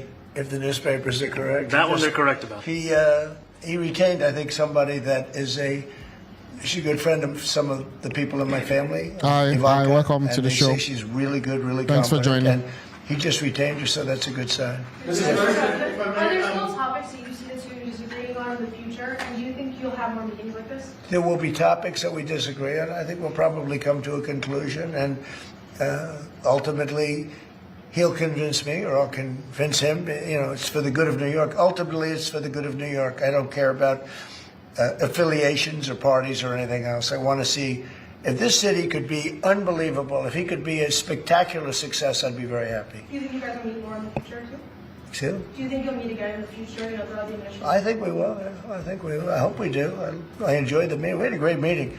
Please. Mr. President, Republican Elise Stefanik has campaigned multiple times by calling Zohran Mamdani a jihadist. Do you think you're standing next to a jihadist right now in the Oval Office? No, I don't. But she's out there campaigning, and you know, you say things sometimes in a campaign. Isn't that sort of? She's a very capable person. But you really have to ask her about that. But I don't particularly. I think I met with I met with a man who's a very rational person. I met with a man who really wants to see New York be great again. And I can say again, because New York was great. You know, when I came down to Washington initially, the city was so hot. It was doing great. We were having some telltale signs of problems. We had a mayor that was not doing a great job, but still, it was moving along. And it went bad. It really went, pretty bad. And I think it's been at lower points, but it went pretty bad. I think he can bring it back. Now, the question is, will he bring it back all the way? Will he bring it back greater than ever before, which is, I guarantee, that's his wish. I think he wants to make it greater than ever before. And if he can, we'll be out there cheering. I'll be cheering for him. Okay? Thank you very much, everybody. Okay, so that's Trump. Highlight of the week. This guy won. The major upset. People were not even, thinking about him a few months ago, and now he's one of the powerful mayors in the world. And I met with Trump. We'll see what happens. I mean, he's a politician. I mean, I'm not a fan, but again, he's very smart. Yeah, he ran a good campaign also. Focused on the issue that was affecting, affecting New Yorkers. And he has a lot to do. New York is in a very, very dire state right now. But we'll see what happens. And again, I just want to end, I try to end with what's happening around the world just to put things into perspective and all of that. But really right now, the war between Ukraine and Russia has been dragging for so long. They've failed to, see reasons or even to have peace. So I just caught this news and, just still trying to figure out what the hell is happening. So peace effort and initial leak. So there's a leak actually between the peace plan that we saw, and that's what has been happening right now, like with the war in Ukraine and Russia. Is this your final offer to Ukraine? So they're saying that thing that leaked is not really a leak, that it's actually real. So they were first accusing Russia of leaking that plan and claiming it as a win. But I just want to see, along with everybody. Man, I hate when he picks interviews right near his military plane or even Air Force One. The noise is just so crazy. Let me see if I can get anything from this one. Is this your final offer to Ukraine? No, not my final. No, we'd like to get the peace. It should have happened a long time ago. The Ukraine war with Russia should have never happened. If I were president, it never would have happened. Yeah. We're trying to get it ended.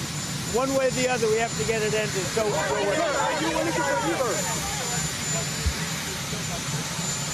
then he can continue.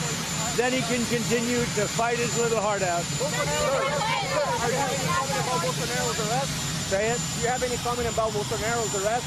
A former Brazilian president. So I spoke last night to the gentleman you just referred to. and we're going to be meeting, I believe, in the very near future. Sir, are you willing about the president So you're talking about Lula, right? being arrested today? What? Are you comment about the former Brazilian president being arrested today? No, Oh, he was arrested today? Oh, wow. So that was, is he Bolsonaro? Or what was his name again? And the current president of Brazil is Lula. So I'm going to look into that story. But not today. Are you willing? I didn't hear. Is that what happened? Yes, there's a citation. Yes. Wow. That's too bad. Yeah, too bad. That's too bad. That's too bad, right? Yeah. Because that guy is more of like the Trump of Brazil, you know, but he lost his election or whatever happened during the election. I don't know. And that was it. Okay, so this is your final stop. Now, the Ukraine president is responding to the US plan to end the Russia and Ukraine war and talking about that peace plan. I don't think he likes that peace plan. But again, Trump is insisting that Zelensky does not have the old cards. Let's listen. Let me see if I can listen to. Бажаю здоров'я. Сьогодні у мене була зустріч з представниками Сполучених Штатів.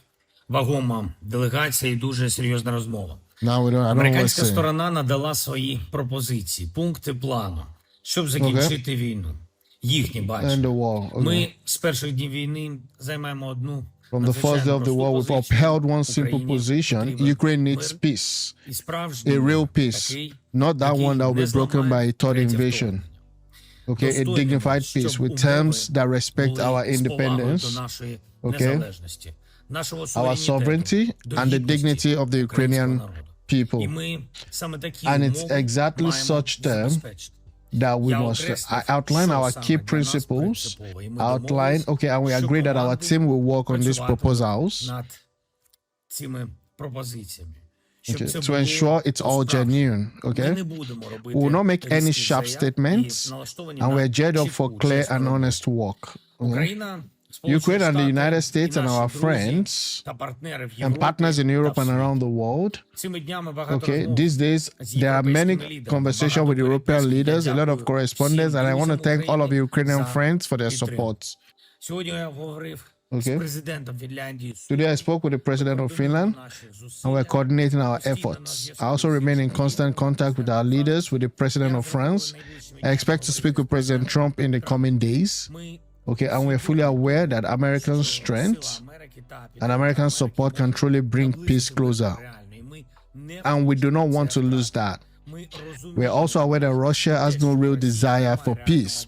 Okay, otherwise they would have not have started this war. There are many assessments, entirely fair ones, that throughout this year, Russia has tried to do only one thing, namely to delay sanctions and buy more time for its war. The United States has the power to ensure that Russia's willingness to end the war finally becomes serious. I will continue working for this 100%. All of my time is now devoted to this. Okay? Ukraine needs peace, and Ukraine will do everything to ensure that no one in the world can say that we are the ones supposedly undermining diplomacy. This is important. This is just as important that the internal situation in Ukraine allow us to remain strong externally. In the evening, I met with a parliamentary majority faction. Various issues were raised, including sensitive ones, but the agreement is clear. Everyone must work for Ukraine. And this is how it will be. A wartime parliament must be a functioning parliament. And I thank everyone who helps ensure this functioning. And there will be decisions that will support this. Priority number one for everyone is a constructive diplomatic process with the United States and all partners. It is essential to provide stable support for our army and all of our planned defense operation and deep strikes. Diplomacy and defense equally protects the dignity, okay, of our state and the dignity of our people. One more thing, the search for people trapped under the rubble of the residential building in Ternopil that was hit by a Russian missile has continued throughout the entire day. In total, this strike on Ternopil alone has taken the life of 27 people. My condolences to all their families and loved ones.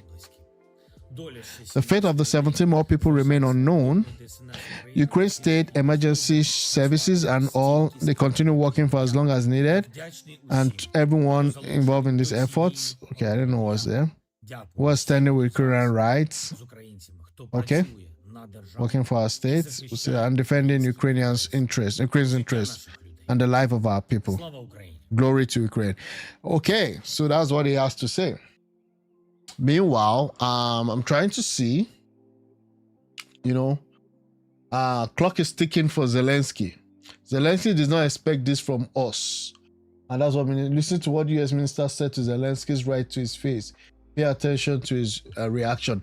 Again, let me see what's going to happen. So McConnell used to be the former majority leader of the Senate. I don't think he's still the one there. Anyways, and wants Trump against appeasing Putin on Ukraine's plan. The 28-point plan presented to Ukraine last week asked Kyiv to cede Donetsk and Luhansk to Russia, limit its military to 150,000 troops, drop NATO's ambition, and restrict long-range strike, with face sanctions relief for Moscow. Trump set a Thanksgiving deadline for a response, but U.S. officials clarified it originated from Russia input, not solely Americans' authorship, amid conflicting statements from Secretary Rubio, that's the Secretary of State, and the State Department. McConnell and fellow GOP hawks, that's those that love war, like Senator Wicker and Graham, urge rejecting territorial giveaway, while European leaders seek revision to protect Ukrainian security, leaving the plan's future uncertain as pressure builds. It's a tough war over there. I mean, the only problem is I don't even know. Ukraine has the U.S. to thank for the loss of life. They allowed themselves to be used as proxy to fight U.S. war. Yes, I agree. I mean, the Ukraine-Russia case is just, it's just a cesspool of corruption, of, international. They just use that country as a breeding ground for whatever it is that the US was doing. So this is the Secretary Levitt snaps at reporter when she says Ukraine peace plan doesn't demand much from Russia. Let's look at this. Sure. Go ahead. On Ukraine, you said this is a good plan. So according to our sources, this proposal demands major concessions from Ukraine and doesn't demand much from Russia. So was Russia involved in drafting Your this? understanding is wrong. Have you read the full plan?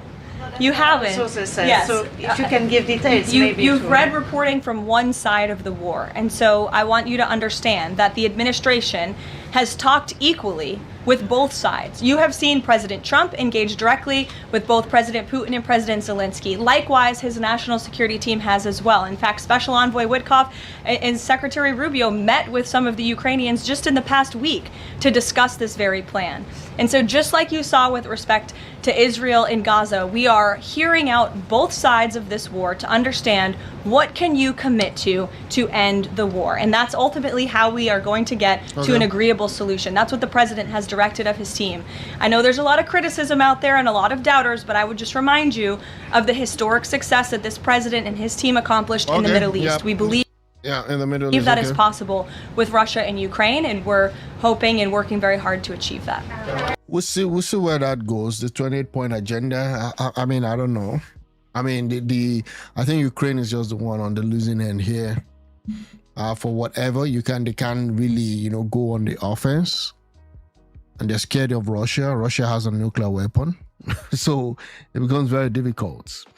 And again, I think Zelensky also, I think once the war is over, I guess his presidency is also going to be over. Yeah. So we'll see how that goes. Yeah, that's what I have for today. Thanks everyone for joining. If you've not subscribed, no pressure. I would appreciate if you can do that. Thanks for all the comments. Thanks for helping with the show. Thanks a lot. I really appreciate your help, and for you also joining in. Have a good Sunday, and we'll catch you soon. I should come back later in the day, possibly to cover some more stories. But for now, thanks for joining in, and have a good day. Thank you, and bye.